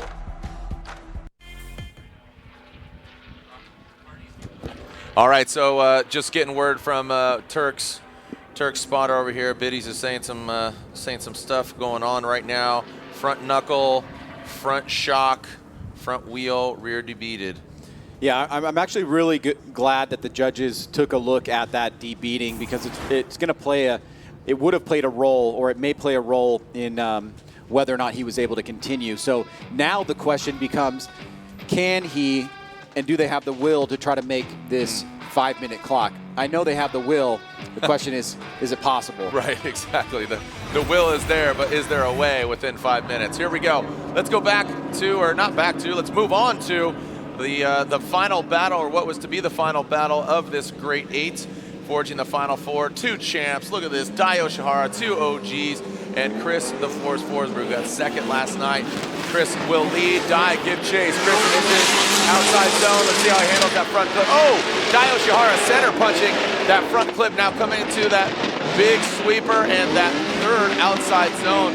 Ryan, I wonder if the conditions are changing. Look at Dai Yoshihara hunting them down right there on the door of Forsberg. All right, so grade 8 battle here. 2 positions open, or 2 positions remain in the final 4. One of these 2 is going there. Chris Forsberg taking the lead against Daijiro Yoshihara. Snapping back, and yes, he was way offline there, Daijiro Yoshihara, on inside clip number 1. Coming back around, diving through the smoke, trying to gain some proximity as Chris leaves outside zone 3. Yoshihara, very consistent in the chase now, but after that big mistake, how will that play into the overall run? Let's take a look at it again. Dai a little bit tighter on outside zone 1, but right there he comes in way on the wrong line, misses outside zone 2. So 2 major mistakes from Dai, actually 2.5, maybe 3. He was on a shallower line on the initiation. He hit the inside clip, on the left-hand side of his car, and he missed outside zone 3. Everything else was pretty good. So now let's take a look as Chris goes to the chase, and Daijiro Yoshihara takes the lead. And there's Tuerck's team. They technically have hands on the car, but they're meaning not literally, but basically start wrenching on the vehicle. Once it's on the ground, the 5-minute clock will start. Looks like getting a jack underneath it. All hands on deck as we alternate the order. Get those 2021 Tacoma and Tundra Nightshade Edition trucks off the track, and Yoshihara will lead. Chris Forsberg giving chase. Let's see what we got here. And we are ready to send. Two great looking cars, that BRZ and the 370Z. Here we go, Yoshihara will lead. Forsberg will chase. All right, throwing it in, there goes Yoshihara. Now past that front foot, both of them wrapping around it. A lot cleaner line there from Yoshihara. Whoa, big transition there as Forsberg, look at that, you see that decel area, kept his composure. Almost got out of shape there, but Chris Forsberg gained his composure and then threw it right back at him. Yeah, it was a really amazing transition into outside zone 3 from Chris coming through the smoke line. He had big angle the other way before the transition. He caught it pretty well. An unorthodox chase run from Daijiro Yoshihara, leading to an opportunity here for Chris to get back on that podium. Dai getting out to outside zone 2. Forsberg goes a little bit longer there, but it puts him in a good position. He gets right to the edge of outside zone 3. Dai was a little bit deeper. Here it is, super close to Dai. Then back in it here, surging forward. Got a lot of grip dialed in that car. You can see power on toe all the way through as Dai finishes that final outside zone number 4. All right, do we have a winner? Forsberg and Yoshihara. There you go, bringing it out to that outside zone. Filling all of it and crossing the finish line. There you go. All right, Forsberg and Yoshihara. Slide him left for Yoshihara, right for Forsberg. And it looks like Chris Forsberg gets the win. Chris Forsberg gets the win as he defeats Yoshihara. So LZ and Tuerck, man. LZ could play spoiler here with our current points leader, but Gittin, who sits in second, he's still in it. Denofa, he's going against him. What do you think? Do you think there's team orders? Denofa, you got to lose. We need Gittin to win. I highly doubt that. I highly doubt that too. No, actually, I know that would never happen. Right, right. Okay, so the 5-minute clock has started. You can see that 4:20 there is left for Ryan Tuerck, that front right shock. All right, so one more driver to join these 3 others in the Type S Final 4. See Denofa and Gittin, yeah, like you said, no, there are no team orders. You got to run what you brung, right? Because it's anybody's game. And then there it is, Ryan Tuerck. Man, that car, whew, thing is beat up. You know, from the top of the box yesterday to now, here it is. You can see. Possible? What do you think? If any, I mean, not to slander any other team. If any team's going to get it done in 5 minutes, it is the Papadakis team. They've changed engines in that thing, I swear, like in 5 minutes. Where are you going at percentage? You going 75? 85%? I'm going to say 65% that wow. they get it finished. I would say, you know, that's a D. Not middle grade confidence. Slightly above, but not strong. Yeah. Stern but fair. All right, those are the points at stake. 100 points for the win, 80 on and so forth. Adam LZ, cool as a cucumber. He's chilling. He's got an advantage already, given that Ryan Tuerck went off course, or basically started going offline and then eventually went off course. That Injuku Racing, BC Racing, S15. This is a big moment here for Adam LZ. Could he, again, another driver play spoiler?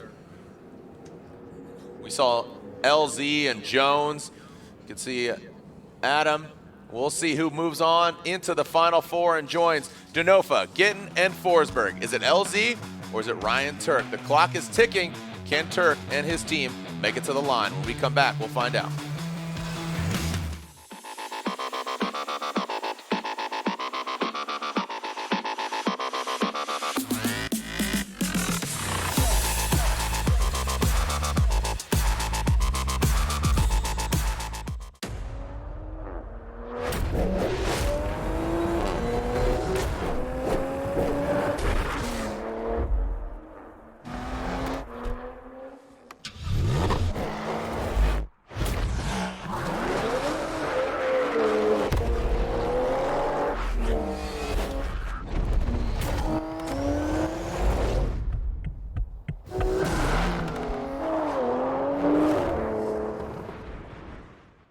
takes me to my happy place is actually adding a bottle of Royal Purple Max Boost every time I fill up my tank.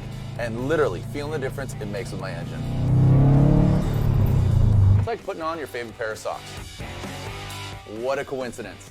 Now at O'Reilly Auto Parts, when you buy a bottle of Max Boost, Royal Purple is going to send you a pair of Royal Purple designer socks. Personally, this might be one of the best promos ever. Max Boost bumps up that octane number a legit 3 points, and the socks put some heat on your feet. How you doing, right?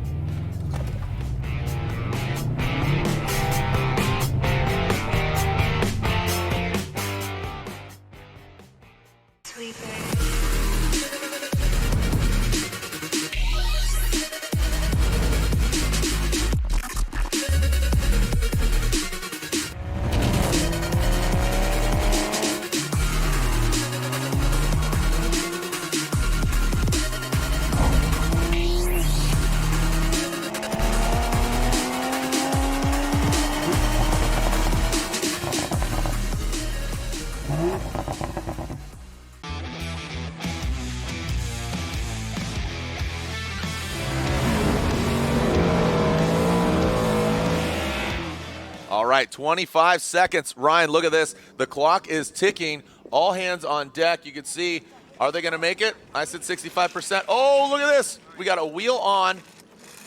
Are the rears on? The rears are on. The rears are on. Putting on the lug nuts. I don't think so. I don't think they're going to make it. I mean, what's the technicality? It has to be on the ground, It's got to right? be on the ground moving. 2, 1, and that's on the ground. Nope. Nope. And moving. See the hands? Kevin's saying no. So that means 3, 2, 1, Adam LZ and Chris Forsberg in the Final Four. Look at that. Yeah, I think they got the chop, right? Yeah. Yeah. Yeah. That was close. That was close. real close. But that 5-minute allotment, just not enough. We needed 5 minutes and 30 seconds.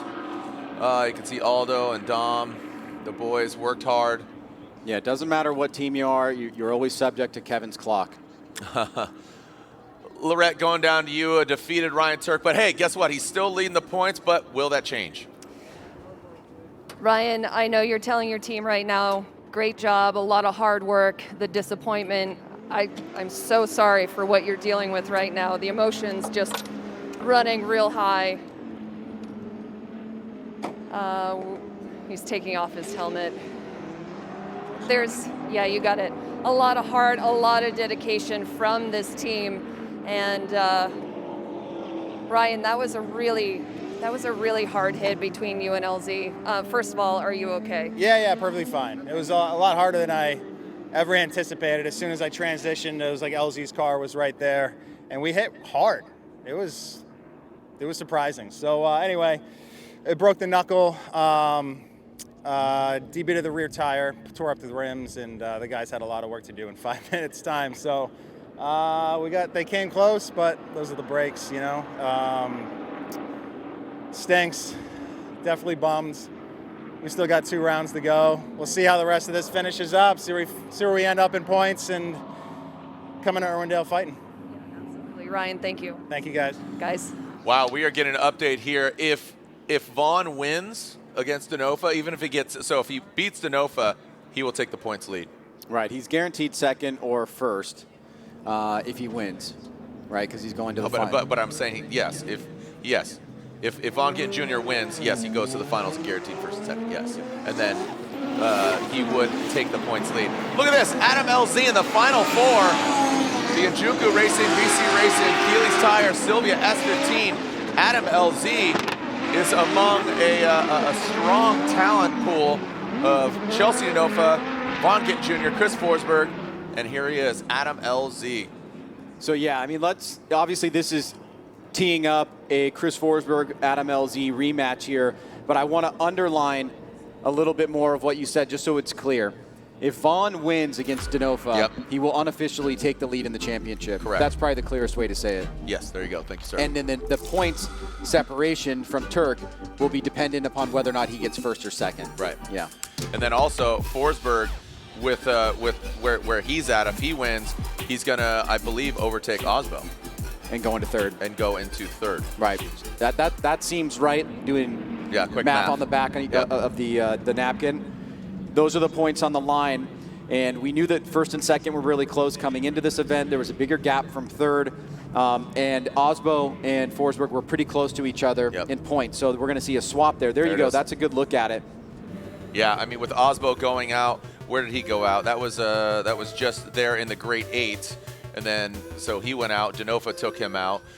And yeah, and Denofa has a big opportunity here as well. So no team orders. this is no team orders right now. You can see 260 points, 264 for Forsberg. Well, remember, we never really got the treat that we wanted to have in Seattle when these guys did battle. That's right. It ended very quickly. Dynamically and explosively, but quickly. That's right, so that's right. I'd like to get my opportunity and my treat back this time. Oh, it's going to be bonkers. How do those guys have different... Never mind, I won't even point it out. Here we go.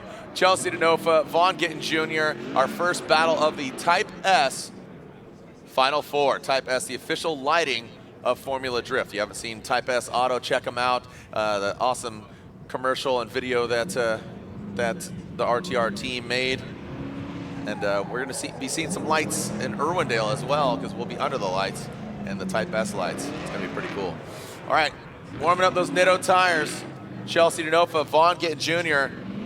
This was a treat, like Ryan said, that we wanted to see in Seattle, the battle in Seattle. And Vaughn was dominant there at Evergreen Speedway. So let's see what we got. Who's coming out? Vaughn Gittin Jr., if he gets this victory, will take the lead in the points championship.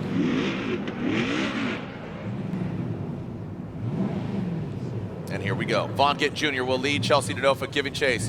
RTR, ready to rock, ready to rowdy. Both these guys on Monster Energy, Nitto tires, RTR, BC Racing, K&N air filters. Here we go. Same but different. Same but different, exactly. Two very different driving styles. Here we go, send it. Vaughn Gittin Jr., Chelsea Denofa. Vaughn going in, whoa, look at Chelsea. He did it again. Oh, wow, Chelsea Denofa going for it, but then has to back off. Oh, wow, look at this, we are losing body parts. We are seeing a bunch of shrapnel just flying off of these Ford Mustangs, bringing around that final outside zone. Ryan, Chelsea just chomping at the bit, almost getting into the back of the Mustang, similar to that of Odie and Forsberg. He did this yesterday. He had that big early initiation, which I don't think he really intended to do yesterday. And this time he kind of does the same thing. Look, he gets it real early. He has to pull out of the car. That's really close to an incomplete because it's almost basically an opposite drift. Vaughn has a struggle from inside clip 1 to outside zone 2, though he does fill it and slightly drops a tire. But now we finally get to see what we wanted to see, this door-to-door action between these two guys. That right there, I think that's an opposite drift. That is going to be a big problem for Denofa. And whatever you want to call it, over-aggressiveness, chomping at the bit, biting off a little bit more than he could chew, it's a mistake, and it's a costly one at that. Man, yeah. Once again. Well, I think they know what to expect, and then Chelsea just gets too eager. He wants to take out the boss. I really wanted to scream an expletive there, but this is a family-friendly show. I appreciate that. Okay. Thanks. My kids are watching. Ryan, I mean, 32, pretty clean.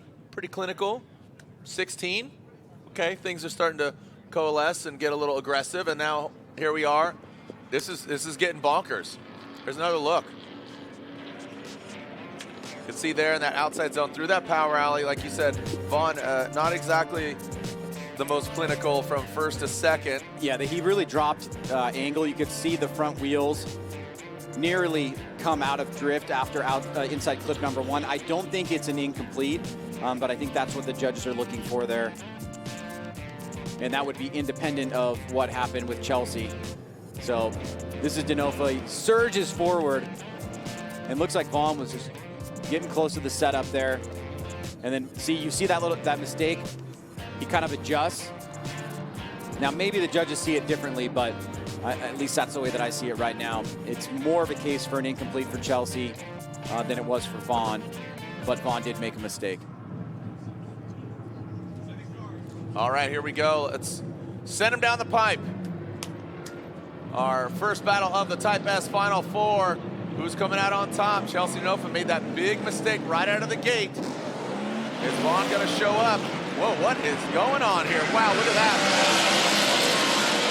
Ripping out of the box. Vaughn Gittin Jr. taking out that front clip, now transitioning into that big sweeper. Massive angle from Chelsea Denofa, and he spins out. So quickly, what happened? Is Denofa, I wonder if is Denofa mad at himself there, or did he expect Vaughn to be going faster at initiation? I don't know. Those are two little things that just popped into my head. Was he frustrated at himself, or did he think that Vaughn would have been going faster and he would have had a better chance there? Obviously, he's frustrated either way, and it's clearly demonstrated in his approach here. Big, sweeping, wide turn into that first outside zone, and then just blowing massive smoke clouds off those Nitto tires. Huge angle in outside zone 2.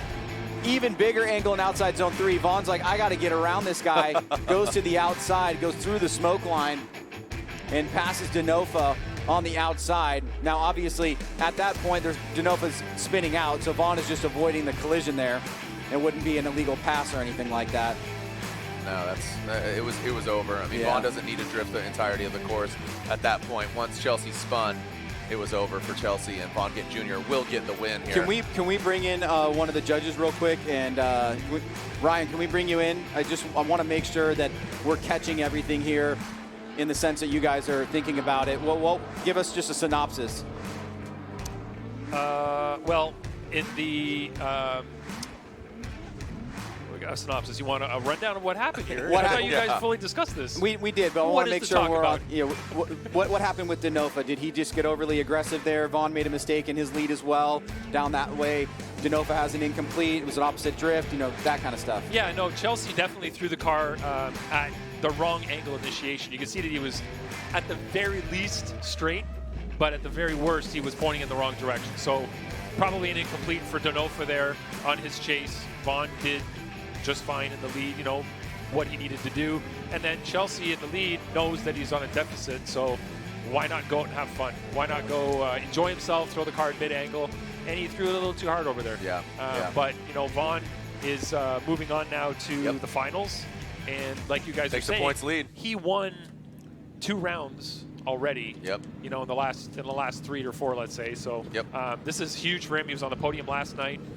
So this is the year of Vaughn, it looks like right now. Wow. He hasn't won a championship in 10 years. Could this be his year, 2020? Every 10 years, Vaughn wins a championship. So if he sticks with it until 2030, he'll be getting another one. All right, so Denofa goes to 3rd place in the, or the 3rd place battle, I should say. Who's he going to be going against? But more importantly, who is Vaughn Gittin Jr. going to be going against in the finals? Adam LZ or Chris Forsberg?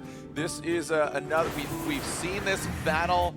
We've seen this battle happen before, and we saw it yesterday, right? I mean, yesterday, LZ almost took out Forsberg, and we saw LZ didn't take out Tuerck. Tuerck took out himself, but man, we saw that LZ is very capable. He's having fun, that's what he says, so we'll see if fun takes him to the top. Here we go, LZ leading, Forsberg giving chase.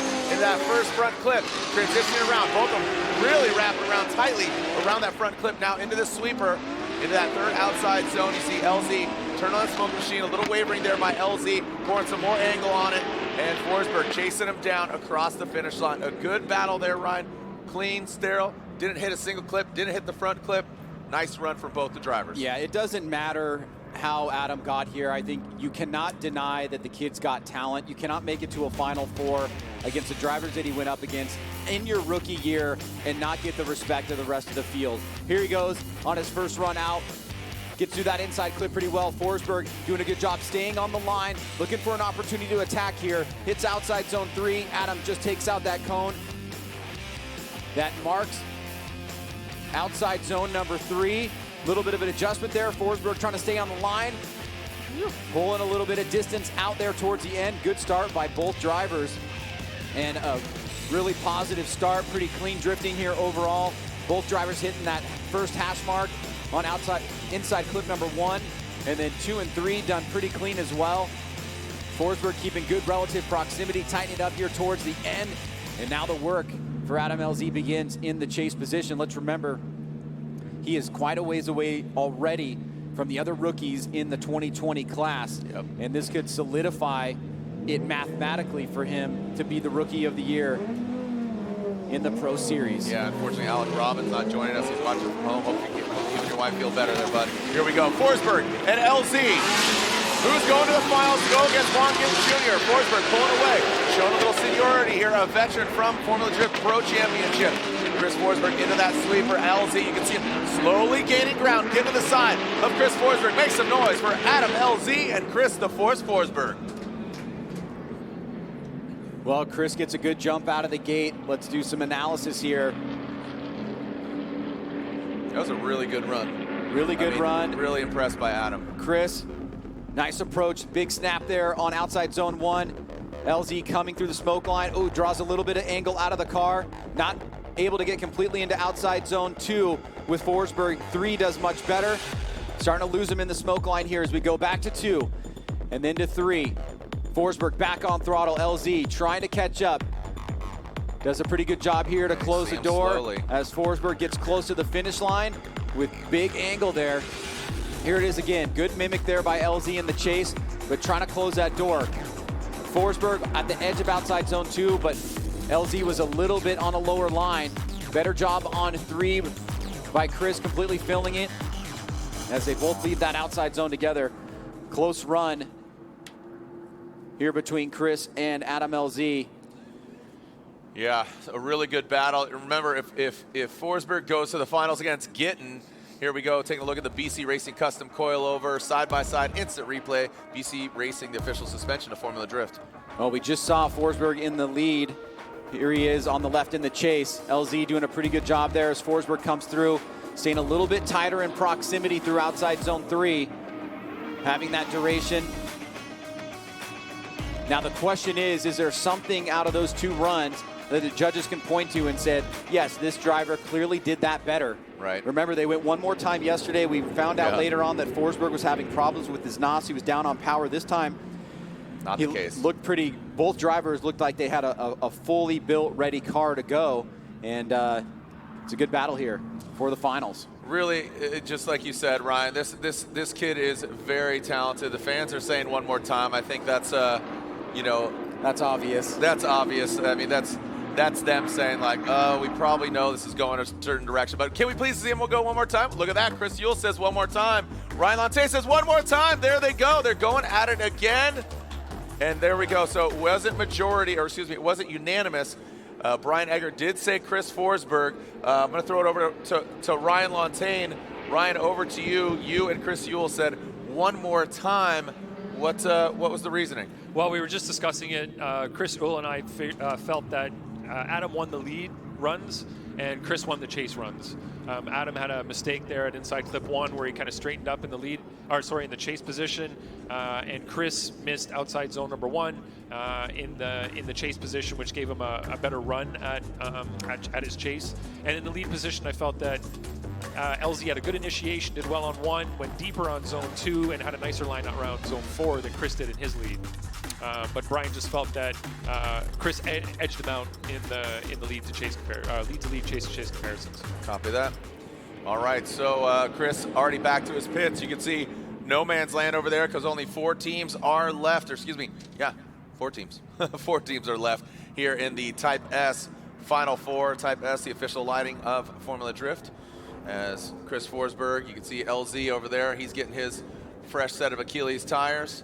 Forsberg getting his Nexans. Who's going against Gittin in the finals as Denofa waits. All right, if you haven't picked up some more horsepower, here's how you're going to do it. Pedal Commander. Pedal Commander, you could use the code FD2020 for $30 off. Gain faster acceleration, save up to 20% fuel economy. Easy plug-and-play installation, will not void your vehicle warranty, and it's Bluetooth capable. Pedal Commander used by Matt Field and many other automotive enthusiasts. So again, use code FD2020 for $30 off your Pedal Commander unit. Texas Motor Speedway playing host to round 5 and 6 of the Pro Championship and Pro 2 there on Friday. Congratulations to our winners. Jonathan Hurst, you got Blake Olson, and then rounding out the top 3, Derek Madison. And then yesterday, Ryan Tuerck will not go back-to-back. Will Vaughn Gittin Jr. take it to the top, where he's already guaranteed the points lead now, and also guaranteed at minimum 2nd place. Thank you, fans, so much for showing up out here at Texas Motor Speedway. Off in the distance there in turn 1. Quite a bit of distance away, but they got Haas that they can take a look at. And across the track, Big Haas. These are our season winners so far. Again, kicking things off, Frederick Osbo and that Toyota Supra brand new vehicle. Chelsea Denofa winning the doubleheader in St. Louis. And then Vaughn Gittin Jr. dominant in Seattle. Ryan Tuerck wins yesterday. And today, question mark. Lorette Nickel is with the professional fun haver now down in the pits. Vaughn Gittin Jr. said that his car is looking the best that it's ever looked after a battle with Chelsea Denofa. And you just had a Days of Thunder moment, you told me. Tell us about that. Yeah, you know, Chelsea over-rotated. He tried to back it in, and he over-rotated out of 3.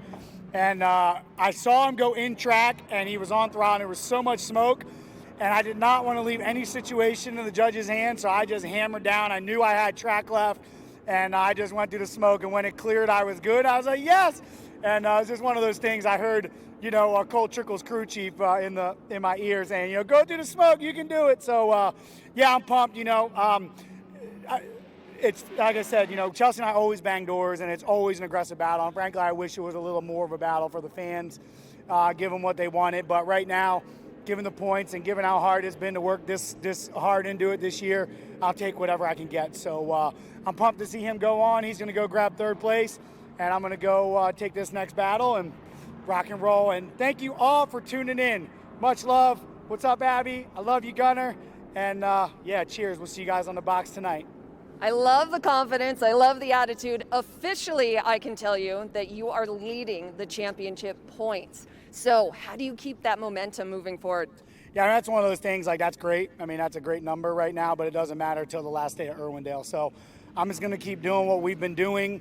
You know, I don't think about the championship at all. I do it one battle at a time, and that's what's been being successful for me this year, and I'm going to keep doing that. So, but sure, it feels good to be leading the championship. Vaughn, thank you so much. Wow, guys. Woo! Well, there it is, signature Vaughn Gittin Jr. send-off. As we want to know who your favorite driver and vehicle is, go to our YouTube live stream page, and right there above the chat, you'll see the yellow button, and you can click and let us know who your favorite driver and vehicle is. Go ahead and click the link. Holly Performance wants to know. There you go. Vote for your favorite Formula Drift car, courtesy of Holly and Holly Performance. So go to the chat and let us know. Brian, what's your favorite car? You asked me that yesterday. And what is it? And I didn't answer yesterday. I would say Adam LZ is probably one of my favorite cars. I also like Chris Forsberg's car. Just overall, I think you know, LZ has that kind of that JDM look to it aesthetically, like the chrome wheels, the stance on it, everything. You know, just gonna put it out there. I think he definitely has one of the best looking cars. All right, here we go. We are going back to the one more time battle between Adam LZ and Chris the Force Forsberg. These guys, this is how it went yesterday, right? I mean, LZ, we thought he had his number, and then they went at it again because they had it one more time, and Forsberg came out on top, eventually getting 2nd place here yesterday. Adam LZ, a dark horse here, going against a champ, but proving he has what it takes to get on the podium. Here we go. LZ will lead.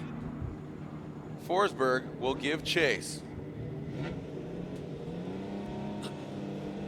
All right, lights are on, extinguish, and there we go. Let's send in Adam LZ, Chris the Force Forsberg.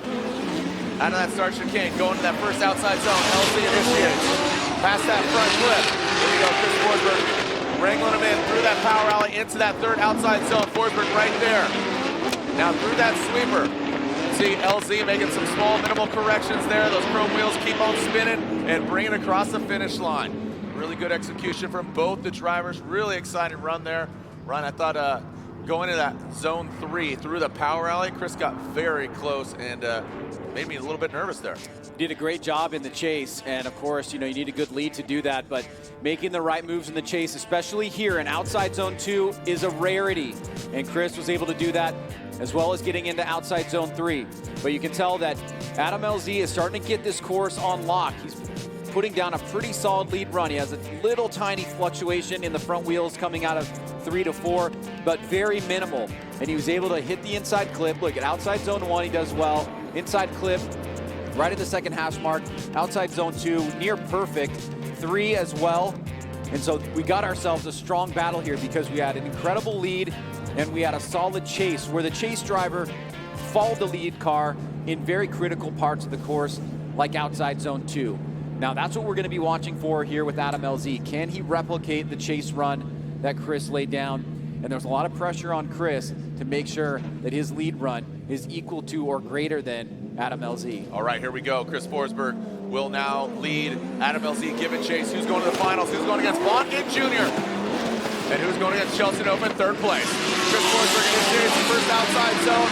Look at LZ taking out that front clip. Very aggressive Adam LZ is. Oh, look at that. We got a bang. Oh, wow. Chris Forsberg, that back fender catching fire. Holy cow. Woo! Are you kidding me? Wow! We've seen that from Forsberg years ago, and we know that there's some fuel that goes out there, and he's done this numerous times. Looked like he's going back to the future. Holy cow. Ryan, that was insane. Do you need to see that again? Yes, please. Can you please show me the epicness that just unfolded? Adam LZ hits Chris Forsberg, and he explodes. Forsberg in the lead. Nice flick there on that first outside zone. LZ tapping that inside clip. Forsberg getting out to outside zone 2 pretty well. LZ transitioning back around. Forsberg drops the tire. So does LZ. Boom. Here's the contact. LZ straightens out after the contact. That's going to be an incomplete there. And then we see that Forsberg starts on fire. LZ coming in a little bit too hot on this section of the course in that decel area. This is where he taps Chris. Chris ignites. And LZ not able to hang on to it. Unbelievable. Wow, Flambe Forsberg here. Wow, that was insane, and he just kept on going. Do you remember that when he drove the Falcon Tires S15? That same thing happened at Irwindale. I do. Years ago. And this happens quite a bit, you know. Look at that. You just see the glowing halo going through the course. Adam LZ, yeah. It's like the Ghost Rider. Yeah, well, he's one day late for Halloween. Yeah, right? The Headless Horseman. Wow, that was bonkers. Are you entertained? Yeah, are you not entertained? Look at that. Chris Forsberg's on fire. Wow. That's pretty epic. Larry, did you get the shot? I have to tell you, I really think you know, no matter the outcome here, Adam showed some true grit. You have a situation like that where you make contact with another driver. It's never, you know, intentional. These guys are pushing it really, really hard. It's what you want to see. You want to see somebody try to get in the pocket there, gain and keep that proximity, but you leave yourself open to these types of situations. All right, here we go. Slide him left for LZ or right for Chris Forsberg gets the win. Chris Forsberg gets the win, and it is unanimous. Hey, round of applause for Adam LZ. A really great effort there. He could still get on the podium, and he's going against a great friend of his, Chelsea Denofa, who's really helped him, you know, just over the years, and you know, when Chelsea lived in Florida. So eager to see this battle. Denofa, who you know, went hard with Gittin Jr. Now Forsberg, he's going to head back to the pits. They got some work to do. Throw that panel back on there, get that thing buttoned up. But man, crazy. Insane. So our finals are set. Gittin Jr. versus Chris Forsberg. We saw Vaughn grab 3rd place yesterday. Forsberg grabbed 2nd. Ryan grabbed the win. Ryan Tuerck, that is. So what order are they going to land? We'll find out. But first, we have 3rd place battle. That is Denofa, Chelsea Denofa versus Adam LZ. And then the finals, Gittin Jr. versus Chris Forsberg. So we have a new points leader, and Forsberg shakes things up quite a bit by jumping up from 7th to 4th, and now he's taking over 3rd place in the championship. And that's interesting how that ended yesterday, but we got Vaughn, we got Tuerck, and now we got Forsberg sitting there in third. Well, what's interesting, is when you have an incident like that where a driver like Adam LZ goes off course after that contact, it basically makes everything previous to that of the lead run from Chris, irrelevant. And, we didn't get to see the finality of it. I like the fact that Adam pushed hard. Hopefully Chris is able to get his car back together. Clearly LZ just pushed a little bit too much there, but we will get to see him once again as he'll try to battle for third place. All right, let's go down to Lorette and Nickel. Lorette, who do you got? Chris Forsberg, that was amazing. So much fun to watch. You're in the finals against Vaughn Gittin Jr. You are looking for that first win. How do you do that? Yeah, feeling pretty rock solid as of yesterday, and I made a crucial error on my own in the lead yesterday, and looking to not do that today and try and keep up these chase runs. How do you make sure you don't do that? Well, yesterday was just like, just got a little ahead of myself, hot and heavy in the throttle, and I was just full throttle in the transfer and just clocked the car over instead of, just like moving the car with the pedal, which is what I've been doing all day. So just don't let it get to me, and it's the finals, and let's do it one more time. Now you're going against Vaughn Gittin Jr. You guys have been driving together for years. How do you keep that positive momentum going? We've been driving together for years, like you said, and we've had a lot of battles, and it's gone back and forth. We're close to even. I don't know who has it at this point, but the board will tell you. But yeah, we got him yesterday, so see if we can do it again. Chris, thanks, guys.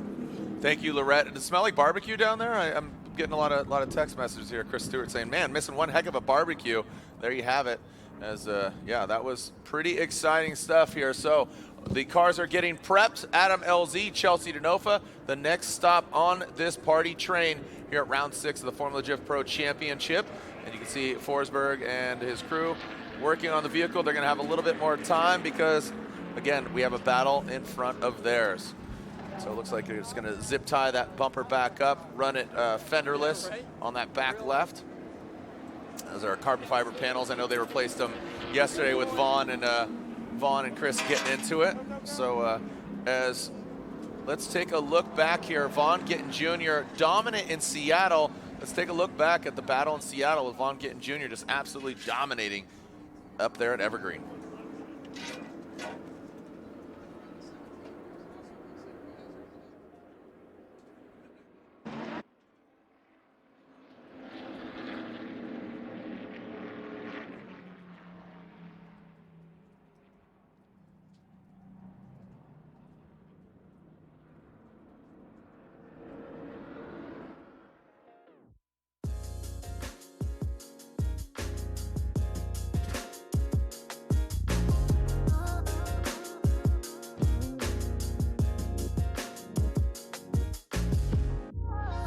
'20 is a bevy of unpredictable moments, not just about what's going on with COVID, but also in competition, given that there's no qualifying. So we see some really interesting matchups early on. And we saw Vaughn Gittin Jr. Look like Vaughn Gittin Jr. from 2010. And we've seen moments of that from him over the years, and he's certainly always in the hunt for a championship. But something got really dialed and locked in this weekend with him in round 1, and he just looked like the man to beat after going through a number of top contenders, including the leader of the championship, Bakchis, and meeting Frederick Osbo in the finals. When he got the win, there was I don't know if it was a sigh of relief or just an emotional outburst of what all of us are feeling in kind of struggling through this 2020 season. But it was a rare moment that we don't often get to see, especially from a veteran athlete. But it was also very refreshing, and I'm proud of him for what he accomplished here. Last year, I did a lot of thinking about what's going on. Do you want to be here, Vaughn? What's the deal? What's in your head when you're running? And I've been trying to be perfect and anticipate what everybody else is going to do and worry about what they're doing when I'm battling them. And I don't do that any time other than Formula D. When we're at demos or just having fun, it's not a problem. And I realize that I know what to do. I know what to do when cars transition. I know what to do when they enter. I know what to do when they slow down in front of me. And I just need to beat and drive and flow. And I just got myself out of that for some reason. I don't know why, but I made a commitment to myself to do that this year. I'm gonna get notes from my spotters. I'm gonna listen, I'm gonna be aware of what the drivers are gonna do, but I'm not gonna drive to what they're doing. I'm gonna drive to what I need to do to be with them and to drift with them and beat them. And I did that tonight, and it earned us the results. And that's what I plan to do from here on out. Just getting in my way a little bit, trying to be too perfect, trying to just anticipate, and it wasn't working. So I just gotta trust myself, trust my equipment, and just make the magic. Vaughn Gittin Jr.'s emotions at the end of the event yesterday were, you could tell that they were really raw and honest. Just the way that he was talking about what everybody's gone through with the pandemic and all the hard work that had gone into the beginning of this season that was sort of wasted. Vaughn, it feels like this was really redemptive and a really emotional moment for you right now. What are you processing? I just miss my family. I've been on the road for 10 days, running hard. I miss my wife, I miss my boy, and I'm just so grateful for this team. We show up today, we made some mistakes early on. We reset in the middle of the day and made it happen.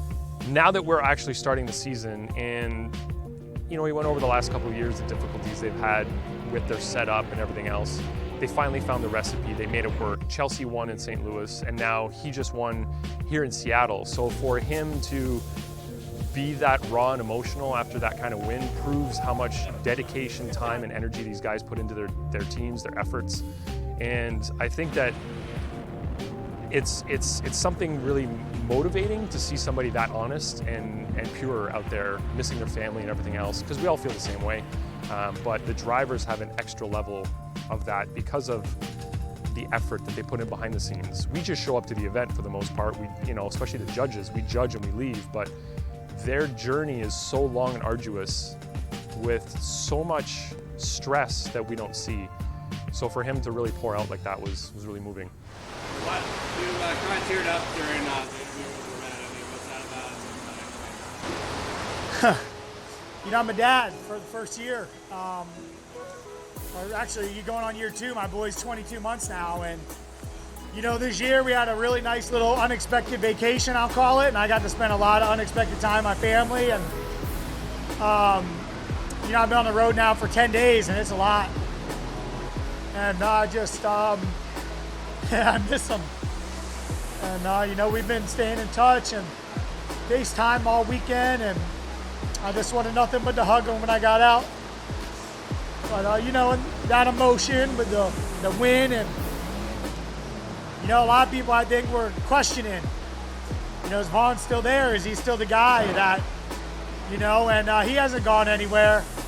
I just had to adjust my focus. But yeah, man, I just miss my family. I'm proud of my team. I'm proud of myself. And with that, you know, comes some tears of joy, you know, and they feel good too. It's all good. I'm proud of all of it. I'm just me, and that's all I've ever been, and all I'm going to continue to be.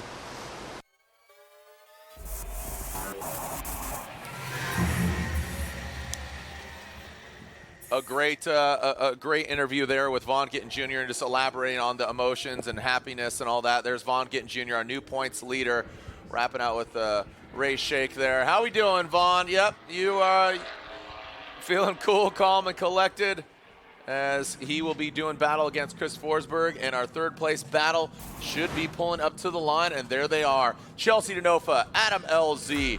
This should be a fun one. Again, these guys have driven against each other in just at fun events down there in Florida, OSW. Speaking of OSW, there's an awesome event there called Black Friday going on November, I believe it's November 20th through the 22nd. So OSW called Black Friday. Go check it out. It should be fun. I'm sure Adam LZ is going to be there. All right, here we go. Third place battle. Adam LZ is going to lead Chelsea Denofa. Give it chase. Adam LZ is going to initiate that first outside zone. Chelsea Denofa past that front clip. Denofa now through that power alley. LZ, you can see the composure, Ryan. You really talked him up quite a bit. You said this kid's got it, man. Can he get his first ever FD Pro podium finish? Woo! Look at the cloud of smoke there off in the distance, Ryan. Also, the sun's going to play a big role there as it shines on that smoke and makes it even more dense. Well, he's starting off pretty well here. Yeah. He got a good jump out of the gate. Denofa this time times the initiation properly. Gets behind Adam. Makes a little bit of adjustment in angle there. LZ unfortunately comes off outside zone 2 a little bit early, so this time a little bit lackluster on that section of the course. But Denofa gets caught behind, drops a tire, and he falls back because of that. And then he's left playing catch up here. Lower line, a little bit less angle. So a couple mistakes from Denofa as well. Let's take a look at it from the drone. You can see right here, LZ really misses outside zone 2. Last time against Chris, he did a much better job. Denofa drops those 2 wheels from outside zone 3 and then puts himself on a tighter line there to finish things up. So both drivers making some mistakes. Yeah, LZ, you know, just needs to keep his composure. Now he's going to be chasing down Chelsea Denofa, who is just a very aggressive driver. We saw that against Gittin Jr. I expect Chelsea to throw a big flick here on that first initiation. Looks like maybe ripping off his back bumper. The RTR bumper budget, man, off the charts. No, okay, keeping it on. All right, Sopa, our starter. Looks like we are sending. Here we go. Who's going to get third place? We're about to find out. Chelsea Denofa will lead LZ, chasing him down. Chelsea Denofa is going to get back on the podium. We saw him get the win at round 2. There it is, that big flick in that outside zone. Adam LZ keeps his composure, but he does take out that front clip. Now through the power alley into that sweeper through that 3-wheel motion. LZ, look at reeling him in, getting closer. But is it enough, Ryan? Well, we saw LZ miss outside zone 2. We saw Denofa drop a wheel or 2 in outside zone 3, put himself on a weaker line in outside zone 4. Now let's take a look at this second battle here. This time with Denofa in the lead. Phil's outside zone 1. Nice job on inside clip. Uh-oh. LZ comes shallow on inside clip 1 and does not get to outside zone 2. So there's his mistakes in the chase. Denofa looking pretty solid here in the lead as LZ surges towards the end. But did he make up enough ground? Watch LZ come through the center section. Doink. He's gonna center punch that inside clip. Denofa gets outside zone 2. LZ does not. LZ that time does fill the outside zone with Denofa, but Denofa does a great job there maintaining angle. You can see he hits the course marker there, but as long as he keeps the wheels on the rumble strips, which is right past that, he's fine. LZ surges forward, good angle there, but Denofa keeps the smoke cloud on.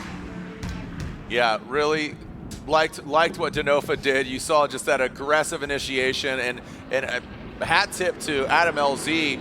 He kept his composure even with that big flick. He just initiated right there to the side of that BC Racing Ford Mustang. Speaking of BC Racing, here's our custom coilover side-by-side instant replay. BC Racing, the official suspension of Formula Drift. Here it is, LZ in the chase on the right, on the lead in the left. There was Denofa's 2 tire drops. LZ not filling outside zone 2 and center punching the inside clip. Good proximity towards the end, but so did Denofa. Where do the judges come down on this? Wow, they're parked really close to each other. I think that was Adam being, because he's in right-hand drive, so they're actually right next to each other, so they're wrapping out, being like, that was sick, that was good, and that's honestly that's what I expected, because these guys have driven with each other down there in Florida. Adam, yep, you're up there on the big screen. As can Adam LZ play spoiler to Chelsea Denofa and grab that third place podium spot? Remember, after this, we have the finals, Gittin and Forsberg.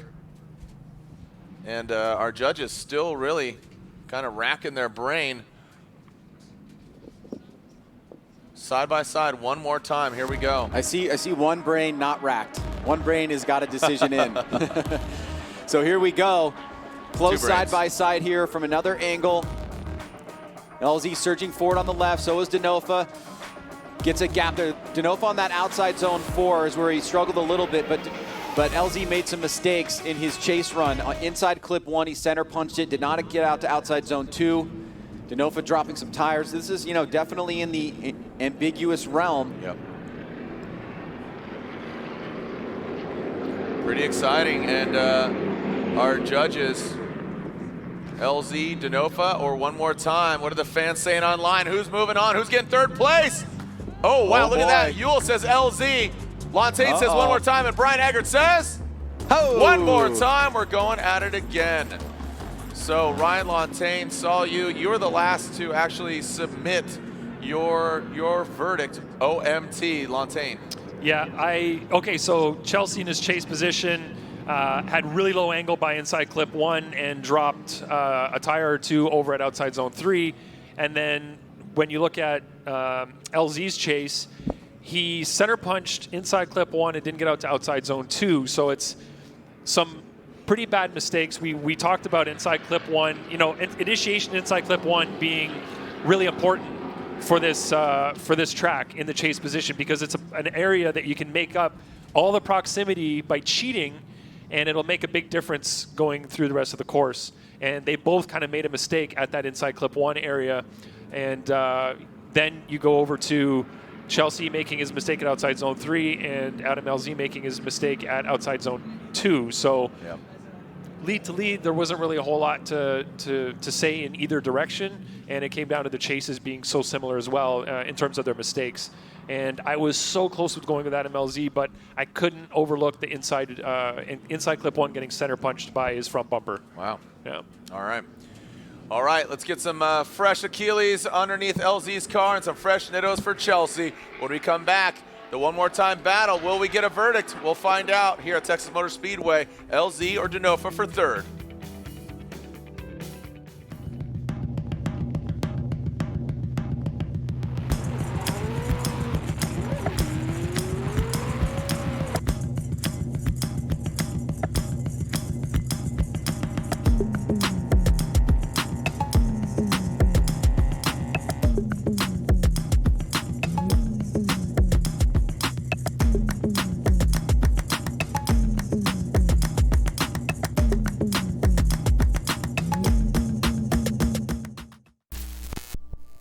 Link ECU produces standalone engine management technology with a range of products that allow you to unleash the power of your engine.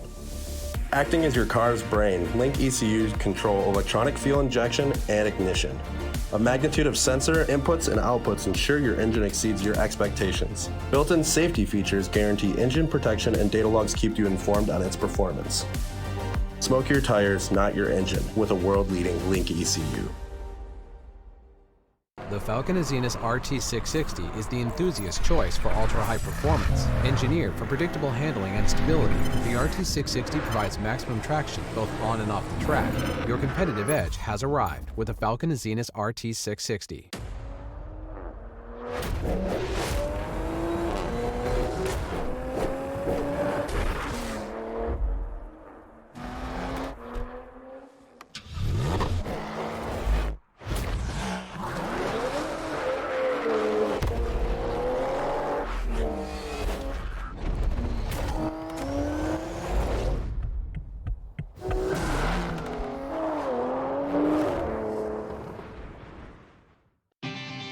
We're here for the perfectionists, the champions of doing things right. Whether they're in the shop or in the driveway, they trust O'Reilly Auto Parts, because good enough won't cut it here. For over 50 years, we've been helping perfectionists get exactly what they want and exactly what they need without compromise, turning that problem into a problem solved. O'Reilly Auto Parts, better prices every day.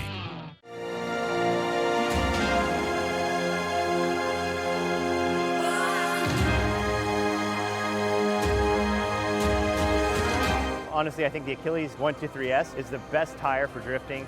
It's just so consistent. There's so much grip.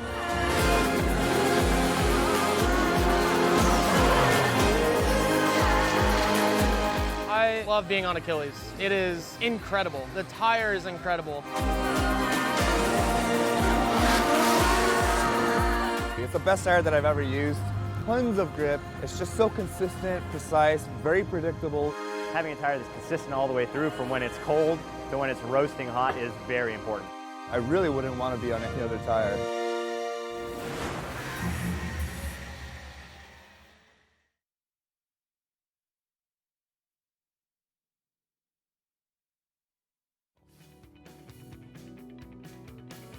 Formula Drift is brought to you by BC Racing, the official suspension of Formula Drift. Go for gold. And by Falcon Tire.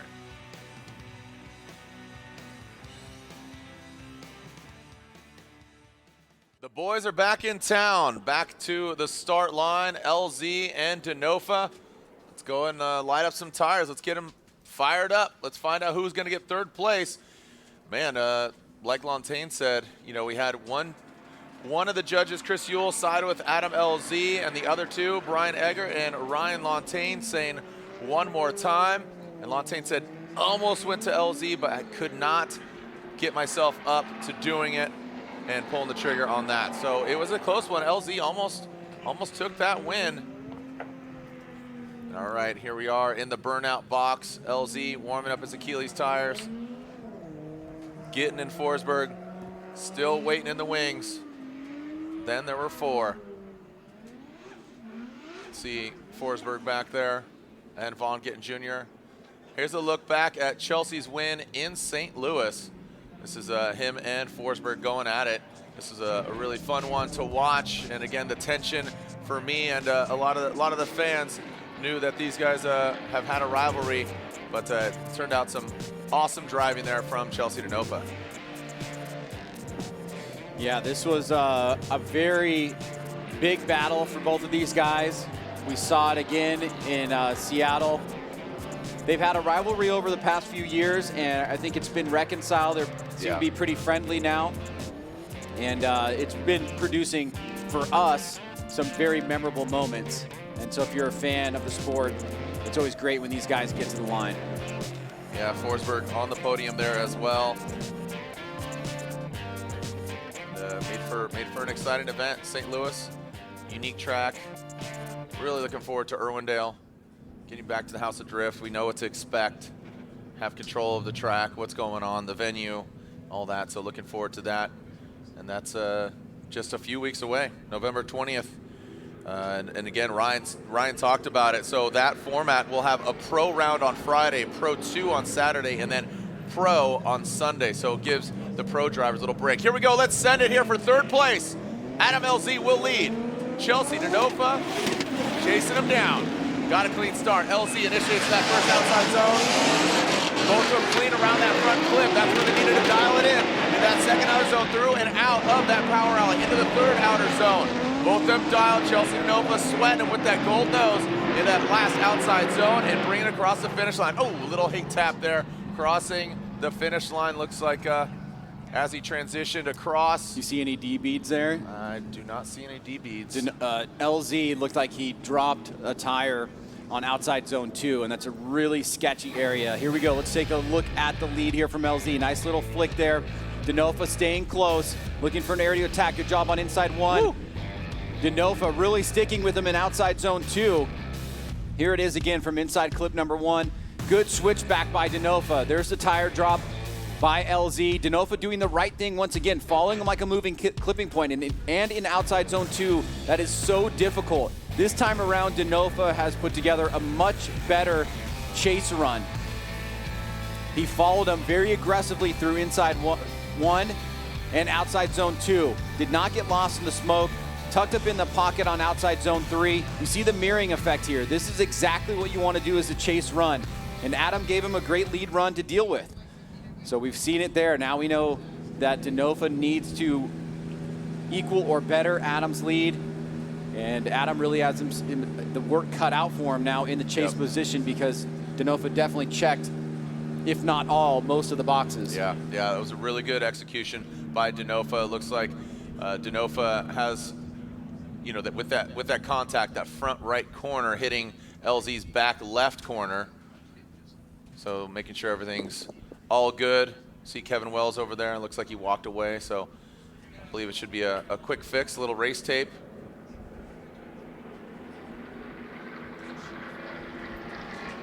Yeah, I'm not certain if he called the competition timeout or not. Well, if they're getting... Oh, there it is. Yep, there. So Kevin does hold the clock. If they're getting hands on cars, I would assume that a competition timeout has been called. Yep. Go ahead, Ryan. Hi. Hold on. Huh? What's up? Go ahead. Lontae. Sorry.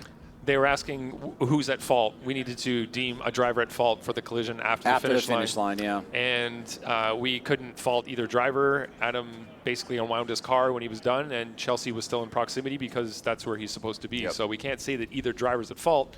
They're both doing what they're supposed to. It just they ended up getting into each other. So I'm trying to give both of them time to fix their cars if they need it. Yep. So not utilizing competition timeout, but it's a good opportunity to speak about timing out. Talking about spark plugs. Do they time out? They sure do. And timely spark plug replacement not only prevents fouling and provides the best engine performance, it ensures less repair time, can save you money on unnecessary repairs. Visit ngksparkplugs.com to learn more about OE suggested spark plug intervals and find the best plug for your engines. NGK, the ignition specialist. So also, I got a text earlier from one of Vaughn's team members, Jason Dixon. He tells me that Owen Gray just graduated UTI in his first event here with RTR. He started volunteering, worked his way up to make FD. He's only 19 years old, so congratulations, Owen Gray, for graduating. Now you're working on a top-tier current points leader team, the RTR, ready to rock team. So very cool. Here's a look at that last little section here that resulted in the contact after the fact. And yeah, Denofa was in proximity. Adam was unwinding it like he should have been. And we just have incidental contact there. So giving these guys an opportunity. We want to see a clear victor in these final two battles. And the series has implemented a 7-minute transition time for these for the third place battle. We had that adjustment basically happen after Seattle. So they are giving some time here to fix the vehicles. Less than 3 minutes here, less than 3 minutes. You can see the clock just through the blades of grass. 2:45 left, 2:45 left for Chelsea Denofa.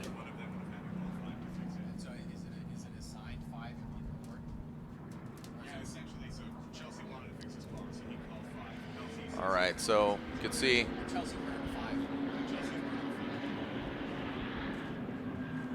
all right, so Chelsea Denofa is utilizing his competition timeout, and I think that's a good utilization of it. It's nice to have at this moment, right? Because it's incredibly important. Yeah, and like you said, LZ, you know, he needs to step up, but Chelsea needs to bring 100% because the way LZ is driving, he could really take him out, and we almost saw that. And here's a look at our past winners and past champions of the previous rounds. Oh, the overall champion history, thank you. James Dean, just saw him post up. What's up, James? You watching at home? I saw him post up a video of Texas last year where he actually qualified and had a 100-point qualifying run. So I know he's watching at home. James Machine Dean. You saw Forsberg back in 2016, and then he got 2014, and Forsberg also won 09. Frederick Osbo, he has one championship underneath his belt, the Norwegian Hammer in 2015. Michael Essa, do you remember that? That came down to Irwindale. Daigo Saito, that was just such a pivotal year. Any other years stand out in your mind? Of course, Yoshihara, Tanner Faust, Sam Reese. What do you think? Well, on that list, you see, you know, the different kind of eras of drivers. And what's been interesting as we look at the finals here is that even though Vaughn has the one championship, he's been very close a number of times. And same with Chris. He's got the 3 championships, which is tied with James Dean for all time. But there's been at least 4 or 5 different occasions where he's been in the top 3 and nearly won another one. This one right here is going to be switched up after this round. Vaughn will be going into the first place spot. He didn't seem to be too concerned with that because he's worried about the big picture side of things, but it's got to feel good to be leading the championship going into the final 2 rounds. I liked what he said in that video piece where he's getting emotional and stuff. He says, you know, people questioning, like, does Vaughn still have it? He says, yep, I'm here. I got it. So he's proven that, obviously, just with this year, Seattle and here in Texas. So, you know, it's been 10 years since Vaughn Gittin Jr. has won that championship. But what do we got here? Is that Chelsea? Okay, yes, it is Chelsea. Just wanted to make sure. So Chelsea looks like he's going to warm up his tires. We had that competition timeout. You can see that thing crab walking around, and we'll bring him back up to the start line. Don't know exactly what they were fixing or working on that front right corner that hit LZ. But you saw Skippy and the boys working on the car. But that front right, you know, a lot of the drivers will just run the same fronts all weekend. But he might have changed out that front right. All right, Chelsea pulls up to the start line. Now LZ, he'll run into the burnout box. We do have a burnout clock. Basically, you can't take all day to just warm those things up. Just put some heat through them. The temperature's dropping here, and I think that the pavement and the way the cars are going to react to the asphalt here is definitely going to change. Fans from around the world, thank you for joining us and enjoying these one more time battles. Third place, we got more than 30,000 fans watching online. Thank you for tuning in and watching across the world, across the globe. Hashtag FDTX. This is for third place if you're just joining us. And again, we have our finals after this, and that is Vaughn Gittin Jr. and Chris Forsberg. You see them back there in the back. Here we go, second half of this battle. Chelsea Denofa, Adam LZ. Chelsea comes out swinging, literally. Big angle there from Denofa, past that front clip, through the power alley. And Adam LZ loses a little bit of ground here. All that tire smoke being kicked in Adam LZ's face. Massive angle there. Look at LZ. Oh, wow, look at that, right on the side, and he goes off course. He went off course before the finish line. And I believe that was right before the finish line, and LZ saying, knock, knock, who's there? That was great, that was exciting, but unfortunately, I think just LZ didn't bring it all the way here on the second run. Well, on the initiation, he missed outside zone 1 a little bit by taking that tighter line to gain proximity. He does a much better job on 2 and 3, but the most consequential moment is not going to be in any of these areas here. It's going to be in the smoke line as LZ is gaining proximity and hits Chelsea Denofa and then goes off course. Now, Denofa, look at the smoke line. It doesn't look like he is off throttle at all. Now, he may be left foot braking there, but he is keeping the momentum moving forward, and the smoke line is consistent. Left foot braking is very common in the sport. It's used to control the vehicle, and you can see that LZ surges forward as Denofa is at full lock there and goes off course before the finish line. Yeah, I mean, when you saw him, it looked like he was blinded, came out of the smoke, and it was like, oh, there he is, bam, and then just goes. Yeah, that was very interesting. So unfortunately for LZ, takes himself out. You see, like you talked about, LZ not getting out to that second outer zone past that front clip. And right here, you can see he's tucked into the smoke, comes out, hits him, and goes off right at the finish line. A valiant effort by Adam LZ, but I believe it's going to go the way of Chelsea Denofa for third place. Really exciting battles here as we still have our finals. Will Vaughn Gittin Jr. get a third win this year and the first win for Forsberg since 2018 in Orlando? All right, another look here. Yeah, most of this is going to become irrelevant because once we have an incomplete, it really becomes about how did that incomplete take place. We don't really need to focus much on other than that because it's not part of the equation once an incomplete happens. So the judges are going to be looking at who's at fault there, and that's going to determine the outcome of the battle. All right, let's see what we got. Do we have a winner? Still waiting for these judges. Come on, fellas. See what you got. Still got a final.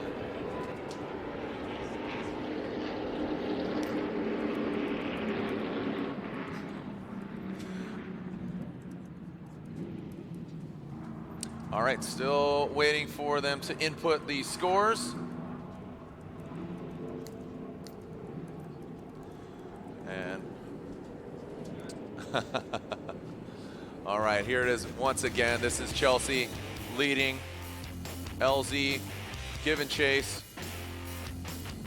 You can see that transition past that front clip. How Adam sees through that smoke is beyond me.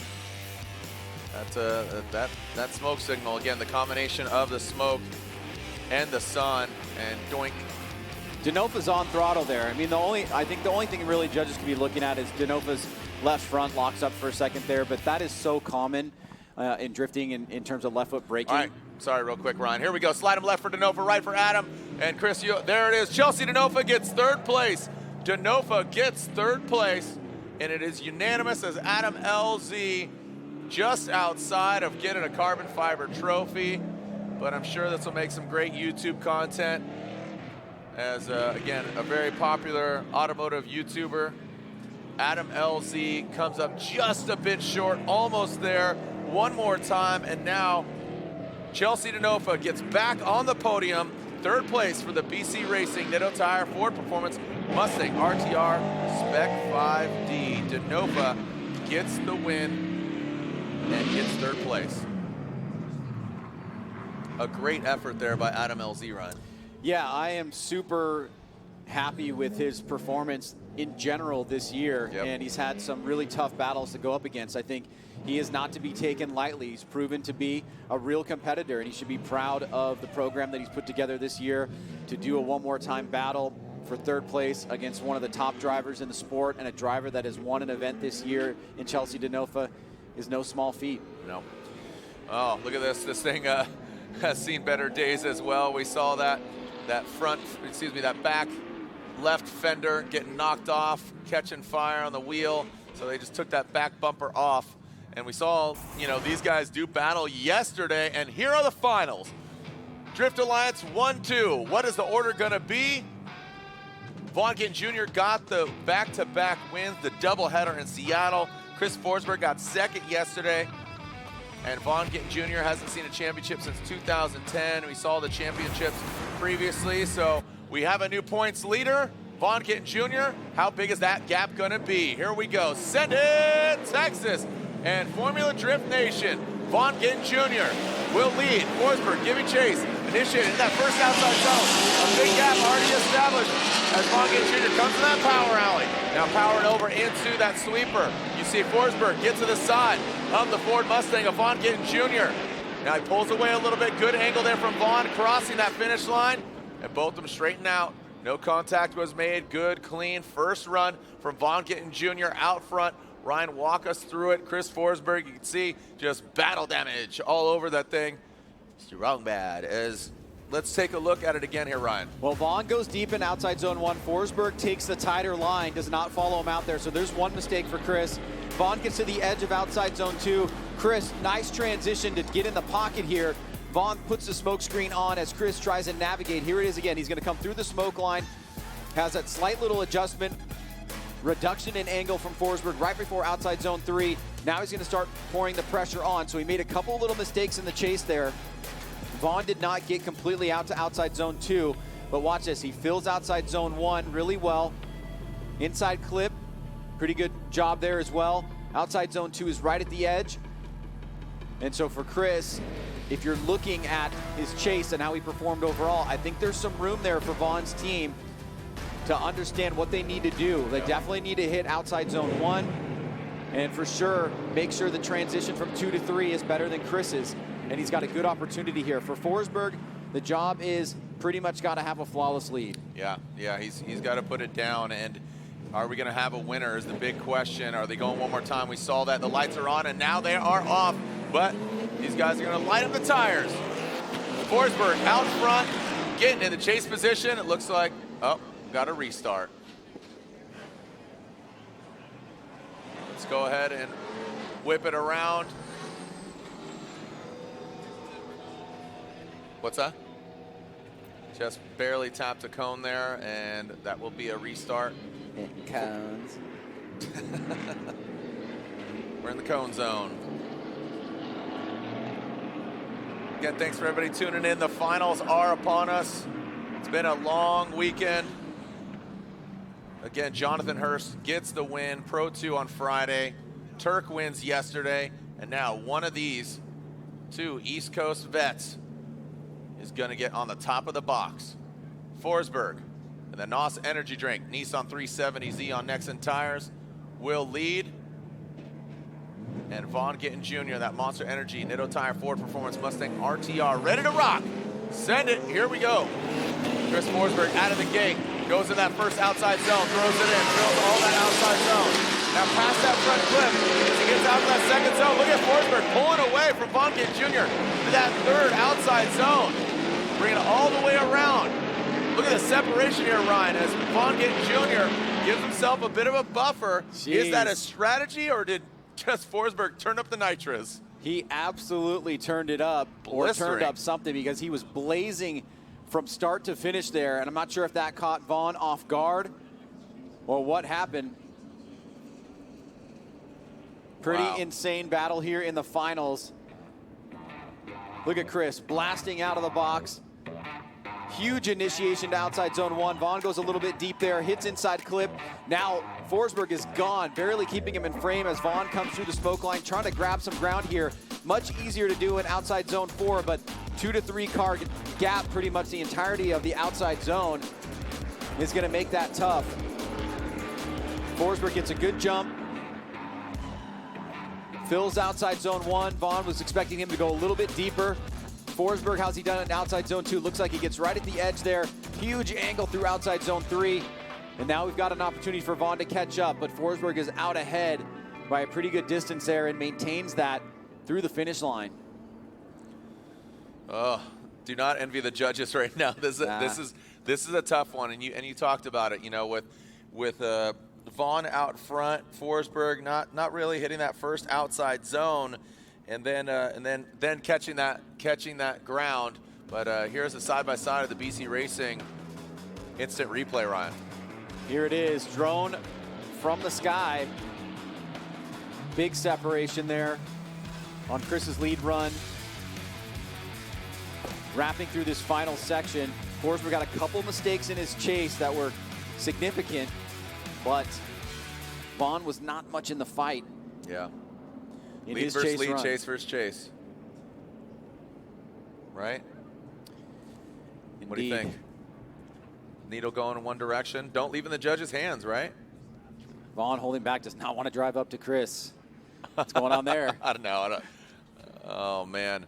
All right, so as we wait for the judge's verdict, if we have a verdict, we'll bring them down up front. But guess what? This is coming up because it's going one more time. Here we go. Let's make it official. They're going at it again. It's a OMT, and it's across the board. It's unanimous. Ryan, do you agree with that call? New tires, new rubber? What do you think? Yeah, I think Chris's mistakes in the chase were significant. He obviously pulled a big gap on Vaughn, and that's, that is hard to overcome. If Vaughn was more in the fight there, I think he would have edged it out. But Ryan Lantain, why don't you tell us what the general consensus was over there? Yeah, you're right. In the chase position, Chris cheated on outside zone number 1, which is one thing we pointed out in the briefing not to do. He completely missed outside zone 1, but it managed to give him better proximity through the run in the chase position. Vaughn chose to initiate properly, and he had more of a gap, but then they went on to make other errors in the chase, and their leads were kind of similar as well, so not really anything that stuck out to give either driver the win in that situation. So we want to see them go again, and hopefully somebody will put together that 100-point lead run and really stick it to the door of the lead driver in the chase position as well. All right, there you go. Throwing some fresh VP fuel in there. Who is going to be the next name right there in that red rectangle? Will it be Vaughn Gittin Jr. again, or is Chris Forsberg going to take it to the top? Again, Forsberg hasn't had a win since 2018 in Orlando. And you can see again Ryan Tuerck getting overtaken, unfortunately, by Vaughn Gittin Jr. His going out earlier as Adam LZ absolutely killing it out here. Just a bit outside. Chelsea Denofa locked in for third place. All right, let's take a look back at some of the highlights from earlier today. Frederick Osbo, man, we talked about it, and didn't come together for him this weekend. Yeah, not his day, not his weekend. Justin Pawlak about the same. Right. Obviously, he had that motor issue on Saturday, and right here with Chelsea Denofa, had a much better performance today, getting that third place spot. had a few mistakes, made a few adjustments, but he got a really late start because of some car issues that they were dealing with. Had that settled out, but obviously the man of the weekend so far from the RTR camp has been Vaughn Gittin Jr. One podium yesterday. He's going to guarantee another podium here today, and doing battle against a very formidable competitor in Matt Field twice in the same spot of the bracket, both days. and again, obviously, with Vaughn getting back-to-back podiums here, that just goes to show you. Matt Field, a fierce competitor, just got dealt a tough hand. Yeah, and LZ putting a new variable in the series this year, taking out some pretty hot contenders in Michael Essa. And obviously the way they've dialed the car in, what they've learned from the past few rounds is paying dividends. And these two gentlemen as well. Taylor Hull has been a standout driver this year. He's looked incredible. And Daijiro Yoshihara, always smooth and consistent. There's been some great battles here this afternoon. Unfortunately for Odie, you mentioned it early on, and it is interesting, is that mid-season, historically, he's had, suffered a little bit from the really good starts of the season that he's had. And this little tiny mistake he made was a big one in that it turned out to be an incomplete. And he made contact there with Chris on initiation, resulting in the loss.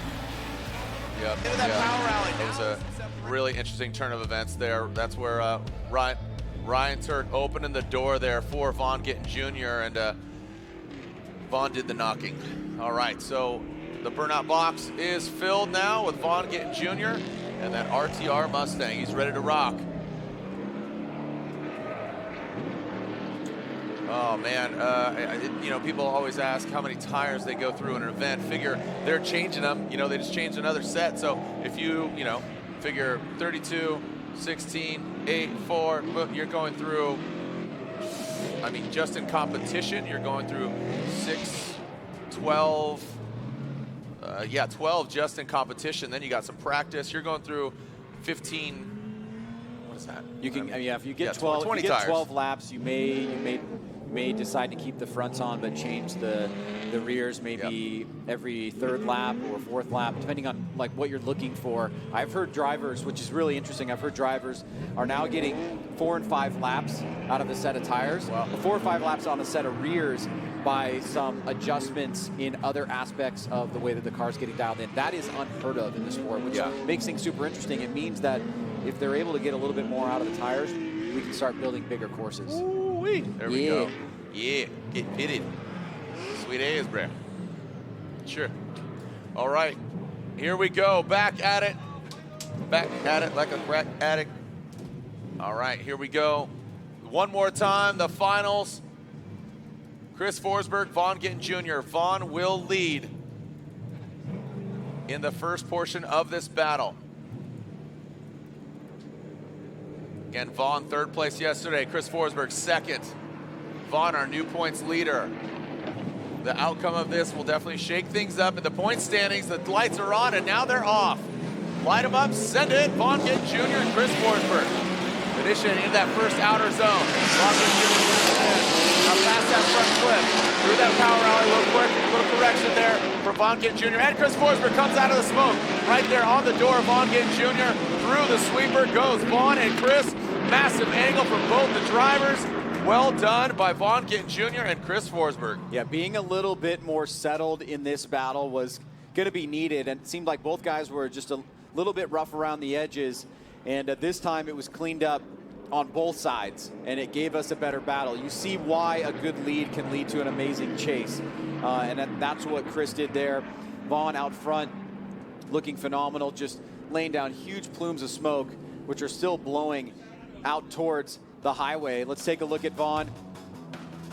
Huge little flick there as Forsberg comes through. He does a great job getting out to outside zone 2 with him, just a little bit of a tighter line, but it's really about the proximity. From 2 to 3, he tucked up on the inside through the smoke line, got right there, stayed on that back bumper, did not let him get away, had a slight little reduction in angle there, but this can only happen because Vaughn is putting down a clean lead run.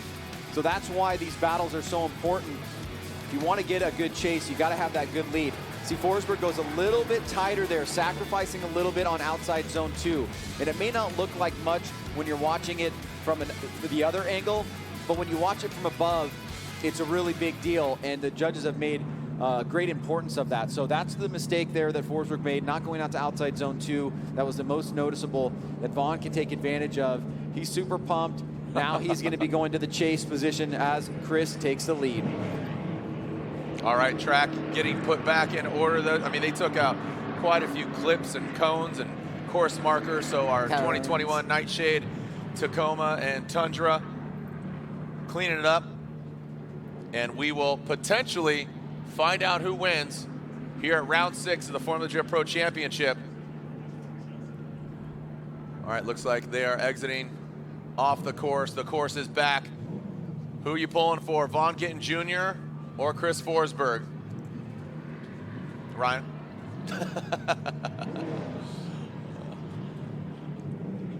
So you can see Vaughn Gittin Jr. off of the start line, and we saw him do that this last time.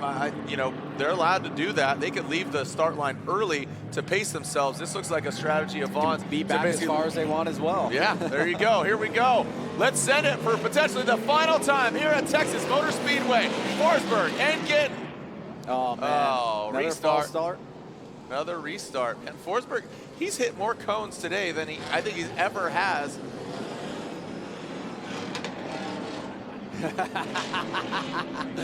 Oh, Vaughn's playing games now. He's giving his bud. Give a little bump. That little bumper.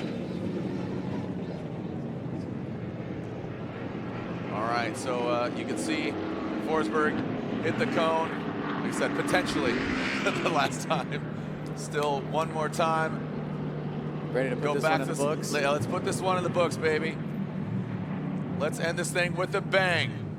What do you say? Come on, one more round. Here we go. 20 replays, we can go. Formula Drift, round 6, Pro Championship, Forsberg and Gittin. Send it, fellas. Coming out of the pipe, no cones were hit. Let's go. We got a clean start. Initiated into that first outside zone. Goes Forsberg.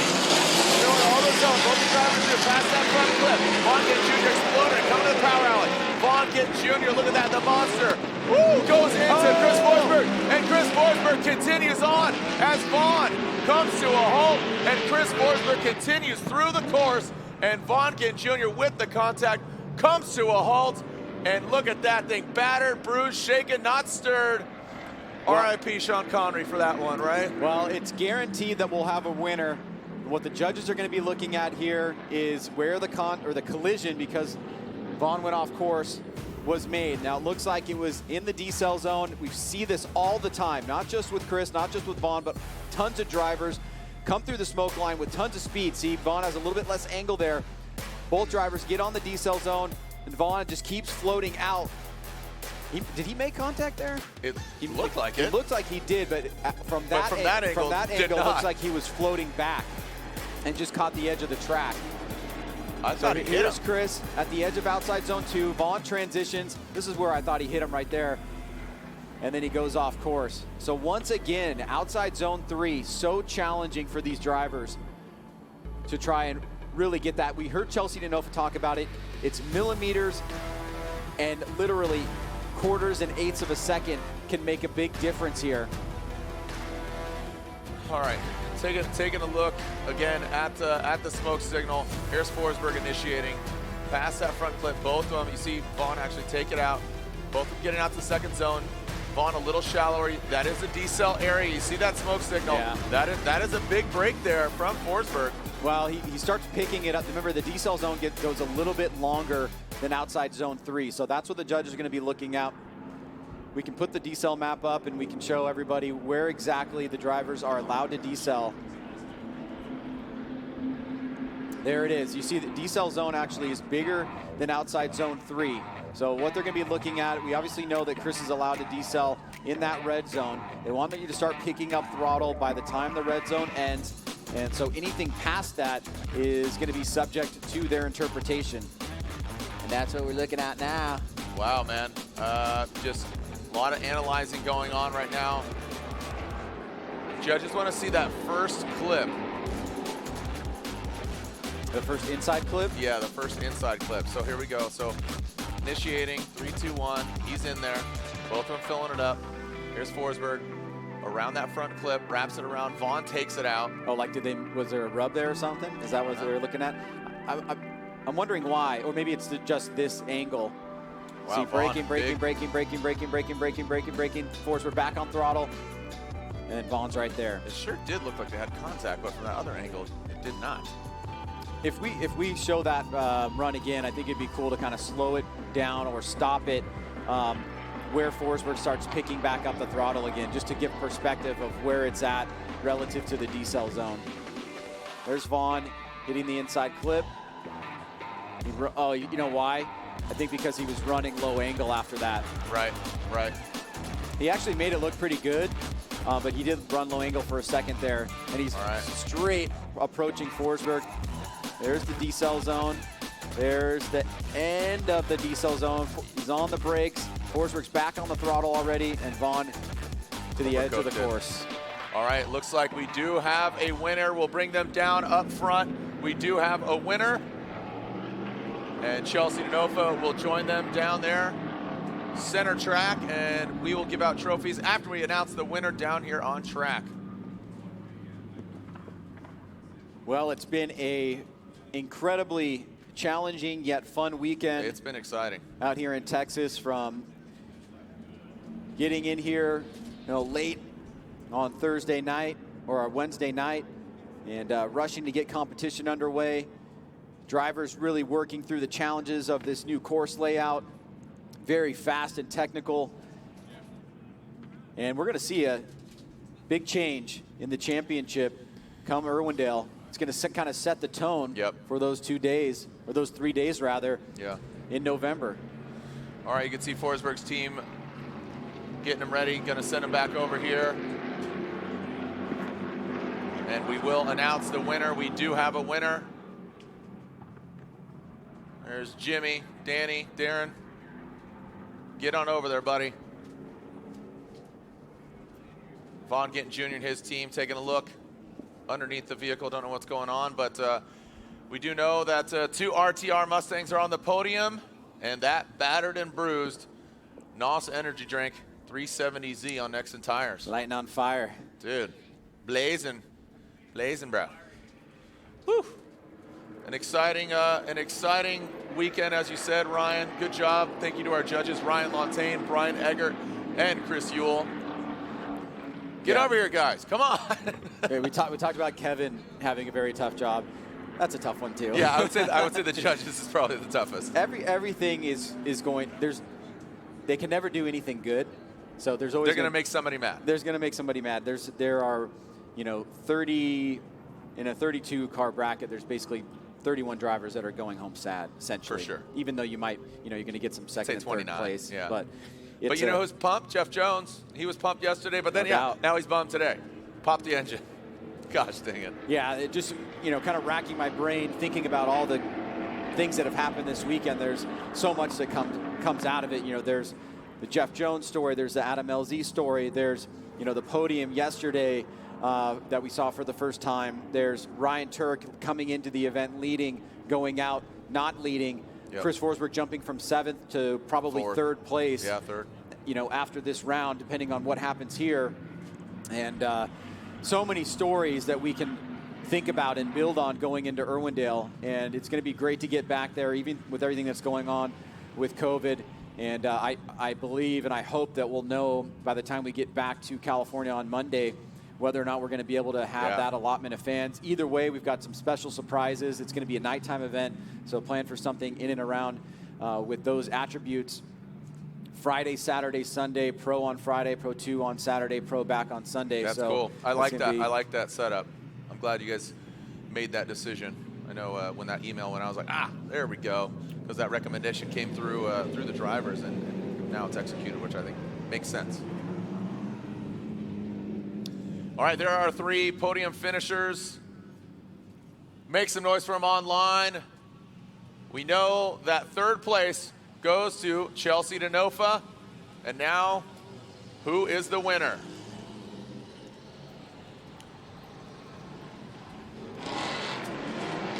There they are.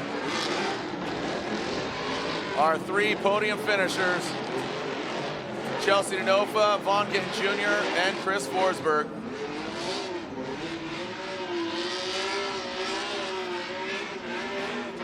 Man, these cars are beat up. They are tired.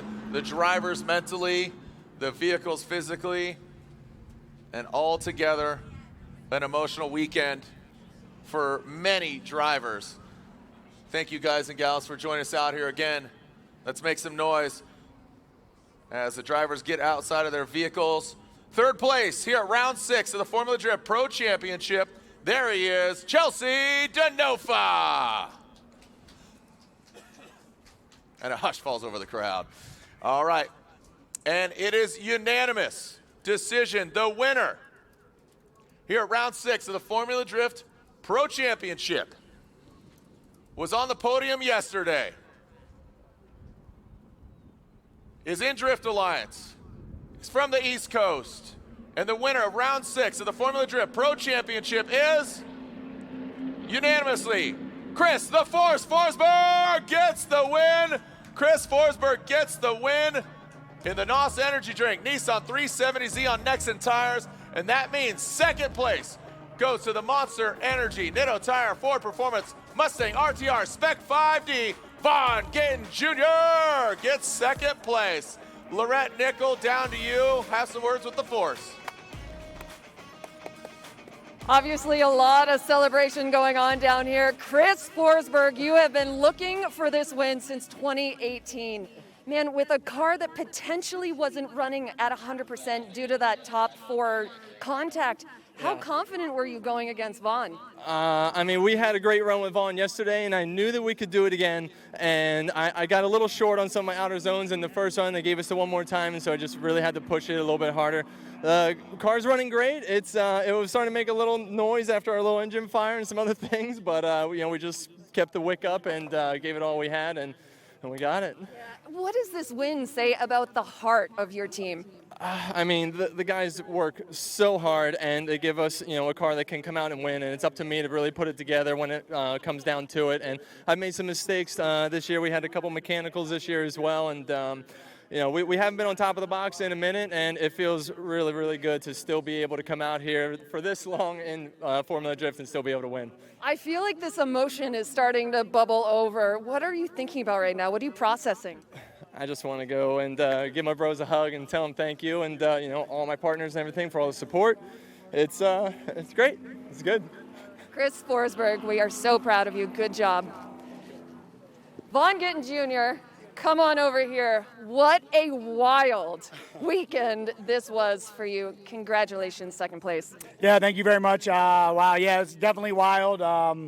That last run with Forsberg, I knew, he beat us yesterday, and the judges made some adjustments or, a little dive in on turn 1, and we got that one more time, and I knew what I had to do to win. I knew it wasn't going to be hard, but I put the pressure on. And damn, I just needed 6 more inches down there at outer 3. Had one more turn left, but Forsberg's killing it. He always has been. We've been doing this together for 17 years, and it's an honor to share the track with him. He's always will be a brother of mine. And this is drifting. My car can't even do donuts. Forsberg's car is halfway there, and we battle hard. We fight hard. We work hard, and we earn these results as a team. And I'm just grateful. So thank you to everybody that tuned in. Shout out to all the Ford fam. I know you guys are watching, especially our CEO, Jim Farley. He's a huge gearhead, new CEO, and a racer himself. So thank you guys for the support, the love of the sport of drifting. And shout out to all the fans that have been out here. You guys have been far away all weekend, but we felt you. We love you, and especially those of you at home. So much love. We'll stay strong, and we'll see you at Irwindale. Woo! Thank you, Vaughn. And Chelsea Denofa over here finishing on the podium. That win that we saw you in Seattle, St. Louis, there we go. Unfortunately broke the heels. How are they now? They're good. We're working on it, trying to keep them as rested as possible between stuff, but life goes on. All right, Chelsea Denofa, congratulations on your third place. In second place, Vaughn Gittin Jr. And your winner, Chris Forsberg. Congratulations. Jared, back to you. Thank you so much, Lorette. Yeah, congratulations. Ryan, thoughts of overall the weekend? You talked about it. We had buying some time there, but round 6. Chris, after a 2-year hiatus, is on top. I've never seen Chris Forsberg and Vaughn Gittin Jr.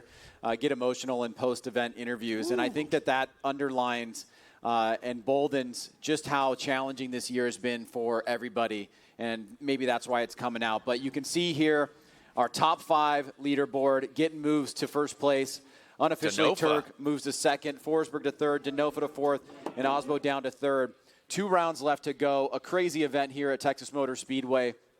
Lots of takeaways and things to learn, and the cars obviously have been doing battle in a very short time frame, doing a lot of different things on the track, and you have to wonder how they're going to be in shape come Irwindale with all the strain and stress and everything that's been going on. Yeah, so again, hats off to all the teams and to all the drivers. Thank you, guys and gals. I'm going to go give away some carbon fiber trophies, and there it is, Forsberg, Gittin, and Chelsea. An action-packed weekend. I'm exhausted. I'm tired. I need an adult libation. But it's been really fun. It's been really exciting. Texas has delivered once again. I'm really looking forward to Irwindale and crowning a 2020 champion. The Mustangs have been the story of this year in many different ways, and it's really interesting, with these 2 veterans here, 3-time champion of Chris Forsberg and Vaughn Gittin Jr., 2010 champion, having this resurgence. And, there's always going to be the question, this is not in the time of James Dean and Peter Vinsek. Yeah. This is with those guys being absent, and it's building tension for 21 already about whether or not they're going to come back. It's been a while since they've seen the podium, and they're taking advantage of it, but it does not say anything about their driving prowess at all. It basically just shows you how far this sport has progressed, that these guys can make those adjustments, and they just look absolutely on fire, even with all the struggles that it takes just to do things this year because of COVID. Yep. November 20th, 22nd, as Ryan said, the format, Pro on Friday, Pro 2 on Saturday, and Pro on Sunday. So it's going to be an action-packed weekend at the House of Drift, and like Ryan said, potentially, cross your fingers, we're going to have 25% occupancy at Irwindale Speedway. All right, so as the event culminates, Chris Forsberg making his way over to the podium.